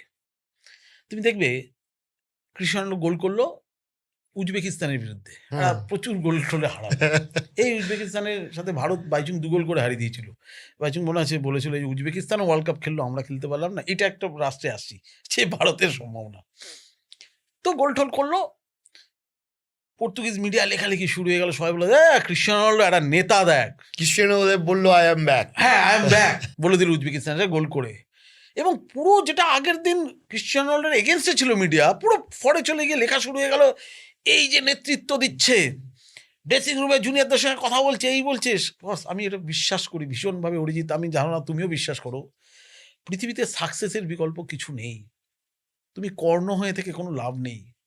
পৃথিবীটা এখন অর্জুনদের, কর্ণ থাকলে চিরকাল ওই আফসোসই শুনতে, আমার সম্ভাবনা ছিল, মানুষ পাত্তা দেবে না। সাকসেসফুল মানুষদের কথা শুনে একই কথা, যে ছেলেটি রিক্সা চালায় একই লাইন বলবে যে বস টাকার বিকল্প কিছু হয় না, তুই গুরুত্বই দিলে না যেহেতু রিক্সা চালায়। একই কথা শাহরুখ খান বলে যে আগে ফাইন্যান্সিয়ালি স্ট্রং হও, শাহরুখ খান বলেছে, because of successful. So Cristiano যেহেতু উজবেকিস্তান ম্যাচটা জিতেছে, টিমটার ক্ষেত্রে একটা নেতৃত্ব দিচ্ছে, কি সুন্দর। যেই হারলো, ফলে হলো ক্রিস্টিয়ানো রোনাল্ডো হচ্ছে কালপ্রিট, ওকে চায় না। বিভিন্ন মিম বেরিয়ে গেল যে ক্রিস্টিয়ানো রোনাল্ডো ড্রেসিং রুম দিয়ে বেরোচ্ছে, প্লেয়ার বলছে যাক অবশেষে গেছে, এইরকম। সো মিডিয়াও আমি দেখলাম, আন্তর্জাতিক মিডিয়া, আমরা আমাদের এখানকার কথা বলি, ওর প্লেয়ারদের চাচা ছোলার ভাষায় আক্রমণ করে, চাচা ছোলার ভাষা। ফ্রান্স হেরে যাওয়ার পর, মানে আমি বলছি ওই হারটা তোমরা এক্সপেক্ট করেছিলে? মানে আমরা তো টিভিতে এক্সপেক্ট করিনি, যে খেলাটা একমাত্র দল যে শুরু থেকে মনে হচ্ছিল চ্যাম্পিয়ন হবে, একমাত্র দল যে ফ্রান্স মনে হচ্ছিল। কিন্তু বস ওই যে বললাম, আমি আমি আমি নমস্কার করি ফুয়েন্তের, আমি ফ্যান। আমি যেটা কাতার ওয়ার্ল্ড কাপে স্কালোনির ছিলাম, এটাতে ফুয়েন্তে স্কালোনির কাছে তাও মেসি ছিল, কিভাবে বিশ্লেষণ করেছে স্পেন টিমটাকে, ফ্রান্স টিমটাকে ব্যবচ্ছেদ করেছে, স্লাইডে ফেলে কোথা দিয়ে বল কোথায় যায় কোথায় যায় না, যেভাবে কেটেছে ওই রড্রিকে মাঝখানটায় রেখে। আর উনাই সিমনকে কতটা উঠিয়ে খেলছিল, বলে মানে যে বলটা বারবার আমি লাস্টে দেখলাম এমবাপের মতো প্লেয়ার, এক্সট্রা ডিফেন্ডার এমবাপের মতো প্লেয়ার ফার্স্ট স্টেশনে গিয়ে ইয়েলো কার্ড দেখলো, এক্সট্রা ডিফেন্ডার হয়ে গেছিল। আমি বলছি এটা হচ্ছে কোচেস ওয়ার্ল্ড কাপ হয়ে গেছে, কোচেস ওয়ার্ল্ড কাপ যেভাবে আটকেছে, কোচ জিতিয়েছে এটা। এই সিস্টেম মানে আমার তুলনা করা উচিত হবে না, আমি মানে মোহনবাগানে হাওয়াসকে একবার দেখেছিলাম, মানে একদমই এই স্ট্যান্ডার্ডে তুলনা করা হবে না। বাট হাওয়াস কি জানো তো, হাওয়াস রিয়ালে খেলতো কিন্তু ওই লেভেলে ফুটবলার ছিল, হাবাসে তখন 29 বছর বয়স, মোটায় হাঁটুতে চোট পেয়ে গেল। সো হাবাস ফুটবল দিয়ে সরে গেল, 29 বছর বয়সে ফুটবল দিয়ে সরে গেল। হুম সরে গিয়ে কোচিং ডিগ্রি টিগ্রি নিচ্ছে, ঠিক আছে, কিন্তু যখন ও ফিট হওয়ার জন্য চেষ্টা চালাচ্ছে নিজেকে, তখন ও খেলা ছাড়েনি। 29 বছর বয়সে এমন চোট পেলো, খেলাটাও প্রায় শেষ। তো তখন ফিট হয়ে আসতে হবে। এই ফিট হয়ে আসতে গিয়ে ওর মনে হলো যে কী করে মানুষের ফিট হয় প্লেয়ার। ও ফিটনেসের উপর কোচিং কোর্স করা শুরু করে দিল। হুম প্রতিটা টিমে ফিটনেস ট্রেনার থাকে, কিন্তু Habas himself is a good fitness trainer, কেন ফিটনেসের উপর প্রচুর কোচিং কোর্স করেছে। সো ওর খেলার যখন দেখবে টিমটা না ফিটনেসের চূড়ান্ত জায়গায় থাকে। যেটা আমি সমালোচনা করেছি ডুরান্ড ডার্বিতে, লোকটাকে 3 দিন আগে এনে বলছে টিমটাকে নিয়ে খেলাও। সো ডুরান্ড ডার্বিতে ইস্টবেঙ্গলের হারটায় যেমনি হাবাসের কোনো অবদান নেই, ইস্টবেঙ্গল জিতলেও হাবাসের অবদান থাকতো না।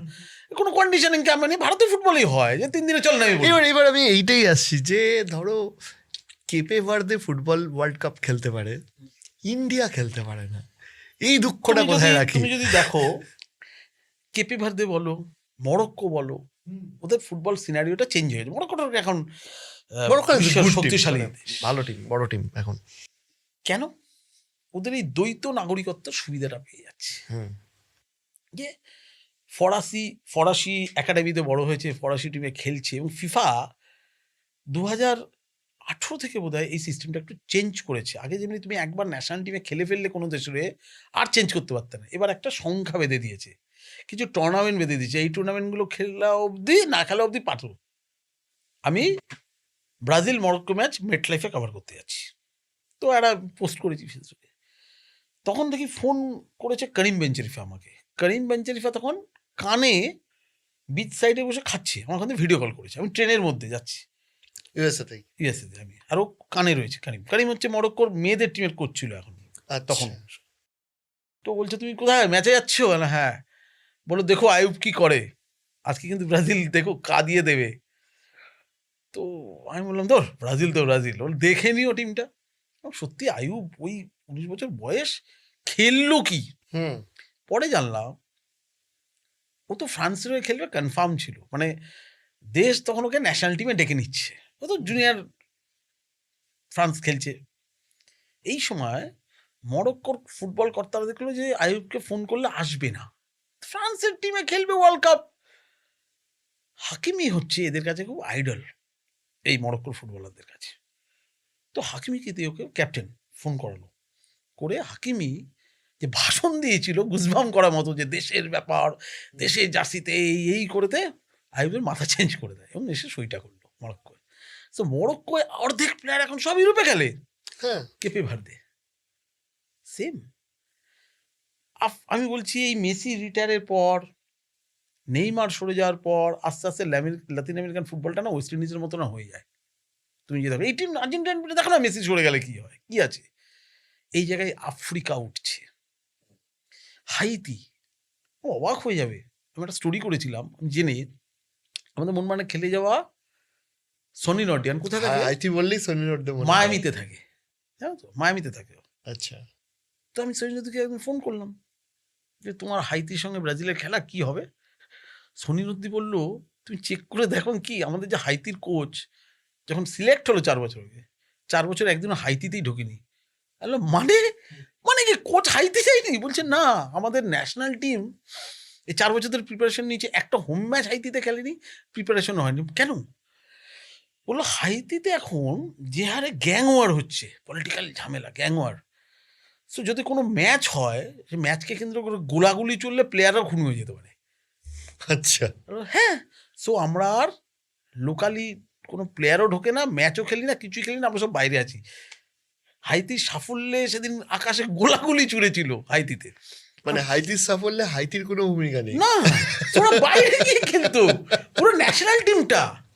এবং হাইতিতে তখন সনি নদ্দির মতো এক্স প্লেয়ার যারা ন্যাশনাল টিমে খেলেছে সিনিয়র 4-5 জনকে দায়িত্ব দিয়েছিল, তোমরা হচ্ছে মেন স্কাউটার, তোমরা আমাদের জানো কোন কোন প্লেয়ার ইউরোপে ভালো খেলছে। So Sony Norde is one of the selector of the national team. আচ্ছা। সনি নদ্দি হাইতির। এবং কি বলছে, বলছে হ্যাঁ হাইতি এভাবে খেলে। হাইতি খেলছে, কেপে ভার্দে খেলছে, ইন্ডিয়া খেলছে না। হ্যাঁ। তো কারণ আছে, সেটা এক মিনিটে বলা সম্ভব না, অনেক বড় আছে। বাট এই এই ইন্ডিয়ার এই যে বললো যে একটা কমিশন করা হবে আইএফ এর পক্ষ থেকে, যে বাছা হবে যে বাইরে কোন কোন প্লেয়ার আসছে, এবং সরকারের কাছে প্রস্তাব দেওয়া হবে যে ইউরোপিয়ান যারা অরিজিৎ, এনআরআই আছে তারা খেলুক, এগুলো কি হলো? অরিজিৎ, সবকিছু নিয়ে মুখ খোলা যায় না। একটু বলি, আমেরিকা ফুটবলটা একদমই জনপ্রিয় না। আমেরিকার ফুটবল ইনফ্রাস্ট্রাকচার এই মুহূর্তে ওয়ার্ল্ডের বেস্ট ফুটবল ইনফ্রাস্ট্রাকচার। কানসাস সিটিতে এখানে আর্জেন্টিনা ক্যাম্প ছিল বস, তার ফুটবল ল্যাব, প্র্যাকটিস গ্রাউন্ড তো ছেড়ে দাও, যে কোনো দেশ হতেই পারে, তার রিহ্যাব সেন্টার, তার ল্যাব, তার ফিটনেস ট্রেনিং এর রিহ্যাবের যেভাবে তৈরি, পৃথিবীর আর এই উন্নত মানের কোথাও নেই। এগুলো কখন হলো? যখন 94-এ আমেরিকা ওয়ার্ল্ড কাপটা অর্গানাইজ করলো, ইনফ্রাস্ট্রাকচার তৈরি হলো। আমাদের দেশের ফুটবলের যেটুকু ইনফ্রাস্ট্রাকচার তৈরি হয়েছে একটু খেয়াল করে দেখো। আন্ডার 17 ওয়ার্ল্ড কাপের সময় যে ফিফা বললো এই লেভেলে স্টেডিয়াম করতে হবে, কল্যাণ চৌবেরা ক্ষমতা এলো এএফএফ, এশিয়ান কাপের জন্য বিড করতে হবে। কল্যাণ চৌবে কার জন্য এলো? কেন্দ্রে বিজেপি সরকার, তার মানে কেন্দ্রীয় সরকার তো সাপোর্টেই আছে। আর যখন প্রধানমন্ত্রী নরেন্দ্র মোদী স্পোর্টসের ফুটবলের জন্য সাপোর্ট দিচ্ছে, কেন্দ্রীয় সরকার আমাদের সাপোর্ট দিচ্ছে বিভিন্নভাবে, যে স্পোর্টস বাড়াতে হবে, ফুটবল বাড়াতে হবে, বিভিন্ন রকম সাহায্য। আমরা দেখলাম সে বছর এশিয়ান কাপে আমাদের বিট করলে ইন্ডিয়ার পাওয়ার একটা সম্ভাবনা রয়েছে। আমাদের দেশে যদি একটা এশিয়ান কাপ আয়োজন হতো, জাপান, কোরিয়া, অস্ট্রেলিয়া সব তো বেস্ট টিম খেলবে, আমাদের ইনফ্রাস্ট্রাকচারই চেঞ্জ হয়ে যেত। কল্যাণ চৌবের বিটটা না করে সৌদি আরবকে ছেড়ে দিল, সৌদি পেয়ে গেল। তার বিনিময়ে আমরা কি পেলাম? সৌদিতে সন্তোষ ট্রফির ফাইনাল। সন্তোষ ট্রফি কি? আমাদের ঘরোয়া ন্যাশনাল লিগ, যেখানে জুনিয়র ফুটবলাররা খেলে, আই লিগের প্লেয়াররা আর আইএসএল প্লেয়ার খেলতে পারে না, যেখানটা দেখে ভারতীয় ফুটবলের স্কাউটাররা দেখে কে ভালো খেলছে, কে পাপপ্রদীপের আলোয় আসছে, সেখানে ফেডারেশন কি করেছিল? সন্তোষের ফাইনালটা সৌদিতে নিয়ে চলে গেল যাতে কেউ দেখতে না পায়। কিছু পেটোয়া নিজেদের সাংবাদিক, কিছু কর্মকর্তা এবং এএফএফ এর অনেক কর্মকর্তা যেতে চায়নি, প্রত্যেকটা এক্সিকিউটিভ কমিটির মেম্বারকে ফ্লাইটে উড়িয়ে নিয়ে চলে গেছিল, অনেকে যায়নি, অভিজিৎ পালদের মতো কি কয়েকজন যায়নি, এটা মানতে পারেনি। তুই এরপর এক্সপেক্ট করতে পারো আমাদের ভারতীয় কর্তারা সত্যি চায় ফুটবলের উন্নতি হোক? হ্যাঁ, সেটাই মানে দুর্ভাগ্য। এক্সপেক্ট করতে পারো?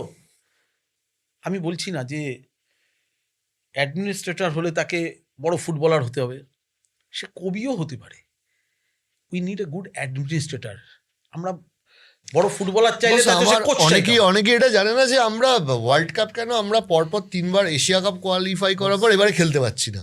শুনতে খারাপ লাগে কারো হয়ে বলবে। প্রফুল্ল প্যাটেল যখন ফেডারেশন প্রেসিডেন্ট ছিল, আমি এই জায়গাটা খুব বলি, কেউ রাগে বলে, তথ্য নিয়ে বলে না।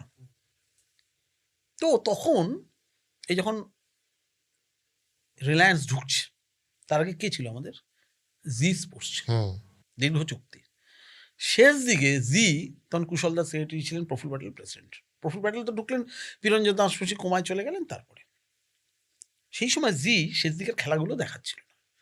তাতে এএফএফ দিয়ে একটা সার্ভে করেছিল জি এর সঙ্গে যে কেন হচ্ছে না।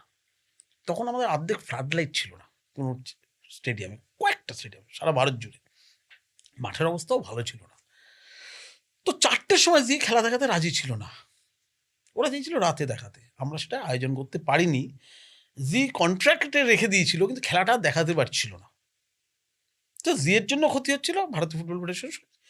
তখন রিলায়েন্স এলো, প্রফুল্ল প্যাটেল নিয়ে এলো, নিয়ে এসে ওই একটা বিশাল ক্ষতিপূরণ দেয় জিকে, ওই অধিকারটা নিয়ে নেওয়ার জন্য। এই বিশাল টাকাটা 15 বছর আগে পার ইয়ার 50 কোটি দিত এএফএফকে। এর বাইরে টুর্নামেন্টটা অর্গানাইজ করতো, কিন্তু তার একটা কয়েকশো কোটি টাকা ওই টুর্নামেন্ট আয়োজনের বাইরে 50 কোটি দিত, ওয়েল অর্গানাইজড, 15 বছর আগে। এইবার তুমি বলবে আইএসএল আসার জন্য সালগাঁওকার উঠে গেল, ডেম্পো উঠে গেল, বলবে ডেম্পো এখনো যদি খেলে, জেসিডি উঠে গেল, মাহিন্দ্রা চলে গেল। আমি দিন প্রফুল্ল প্যাটেলকে জিজ্ঞাসা করেছিলাম, স্যার আপনার এই ক্লাবগুলো উঠে গেল? বললো তাই না? হ্যাঁ। বললো ঠিক আছে, কটা টিম আই লিগ খেলতো? 10টা টিম। বাজেট কত ছিল অ্যাভারেজ? 3 কোটি ধরি অ্যাভারেজ, কারো 3 কোটি সবার ছিল না, অ্যাভারেজ 3 কোটি।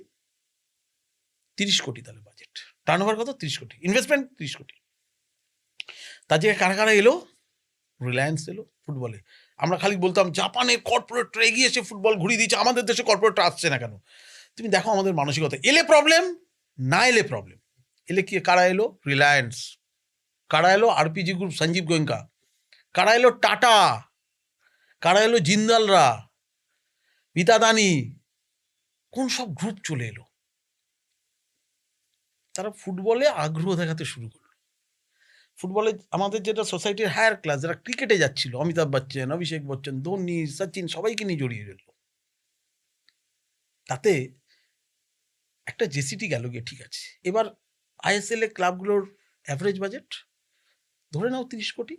মোহনবাগান 50, 60, 70 কোটিতে চলে গেছে। আমি ধরে নিলাম 30 কোটি অ্যাভারেজ সবার, কি 40 কোটি। যে 40 কোটি হয়, 10টা টিম নিয়ে শুরু হলো। কত কোটি এলো? 400 কোটি। আগে কত বাজেট ছিল? 30 কোটি। এখন কত হলো? 400 কোটি। ইটস আ ফুটবল ইন্ডাস্ট্রি হয়ে গেল। ইন্ডাস্ট্রি। একটা শুধু প্লেয়াররাই টাকা পাচ্ছে না, তার সাপোর্টিং স্টাফ, তার ball boy, media manager is a industry. যারা এই লড়াইটা আর লড়তে পারলো না, তারা এদের নামে নেগেটিভ বলা শুরু করে দিল। শেষ করে দিল, ফুটবল শেষ করে দিল। রিলায়েন্স টাকা ঢেলে শেষ করে দিল। মানুষের তো টাকাটাই দরকার, ইনভেস্টমেন্ট। আর রিলায়েন্স যখন এলো না, তখন যে অকশন করছে, কেউ আর কর্পোরেট কোনো কমার্শিয়াল পার্টনার আসছেই না ফুটবলকে কিনতে। 138, 39 নিয়ে চলে গেল র্যাঙ্কটা। তখন তো 100-র মধ্যে ছিল, 138, 39 নিয়ে গেল। এরপরে রিলায়েন্সকে গালাগালি করছে, আইএসএল শেষ করে দিল, এই করে দিল। আইএসএল এর কি ছিল ভারতীয় ফুটবলটা?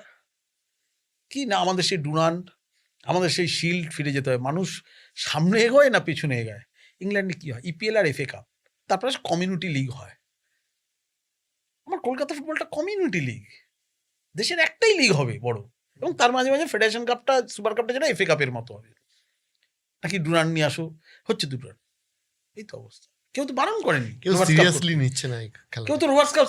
তুমি আসলে, আমরা শুনতে খুব, তুমি আমিও এর ব্যতিক্রম নই। আমরা চাই যে কোনো পদে, দেখবে সরকার বদলের পরেও অনেকে মনে মনে ভাবে, বিজনেসম্যানরা বা যারা এই মন্ত্রীটাকে, এই চেয়ারটায় ধরো ক্রীড়ামন্ত্রী, আমরা স্পোর্টসে আছি, ক্রীড়ামন্ত্রীটা আমার জানাশোনা হলে একটু ভালো হয়।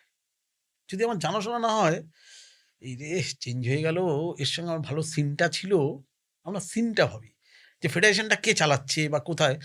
আমার লোক হলে তো সে যত জঘন্য হোক, আমরা বস কেউ ইন্ডিয়ান ফুটবলের কথা ভাবি না, আমরা আগে নিজেদের চেয়ারটা ভাবি। আমাদের স্পোর্টিং কালচার নেই অরিজিৎ। ফুটবলার তৈরি করা খুব কঠিন। দেশের 11 জন ফুটবলার, ডাক্তার ইজি ডাক্তার করা। তুমি আকাশে ঢিল মারো, একটা ঢিলটা এখনকার দিনে কোনো ইঞ্জিনিয়ার না ডাক্তারের মাথায় পড়বে, এত প্রাইভেট কলেজ।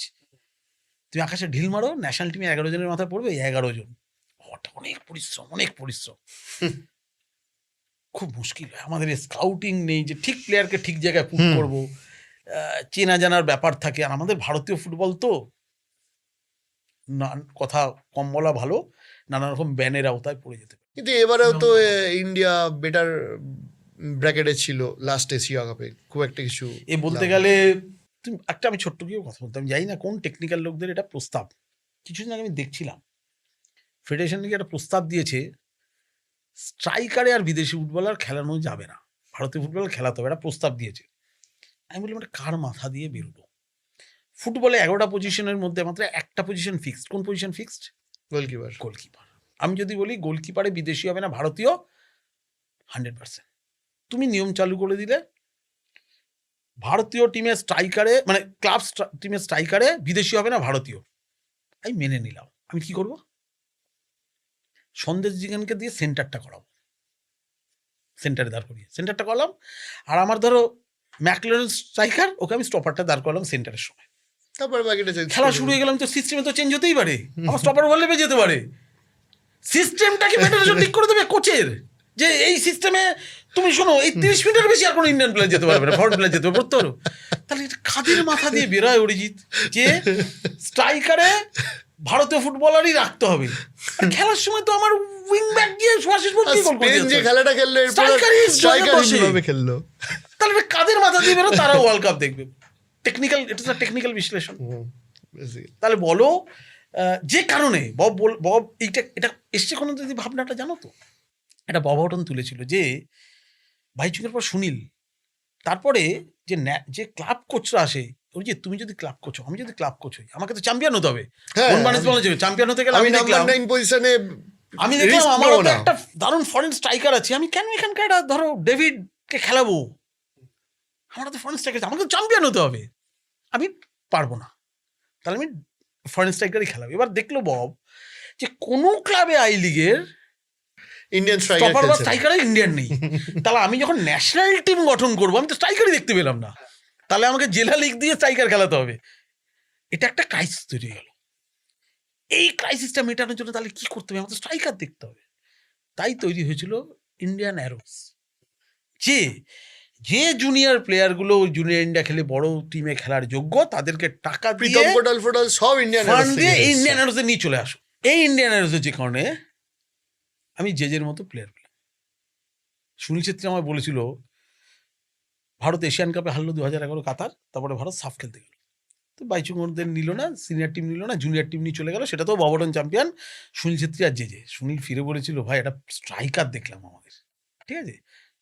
এই ইন্ডিয়ান অ্যারোস হওয়ার ফলে এই প্লেয়ারগুলো এক ঝাঁক, তোমাদের প্রিটম টোটাল এক ঝাঁক প্লেয়ার উঠেছিল। এবং তখন নেদারল্যান্ডসের কোভারম্যান্স যখন কোচ হলো, তখন টেকনিক্যাল ডিরেক্টর ছিল রবমান বলে, সেটা লাক্সিয়া বলে ভারতীয় ফুটবলের একটা রিসার্চ করে অনেক একটা প্রসেস জমা দিয়েছিল, থিসিস, যেটা অনুযায়ী চলবে।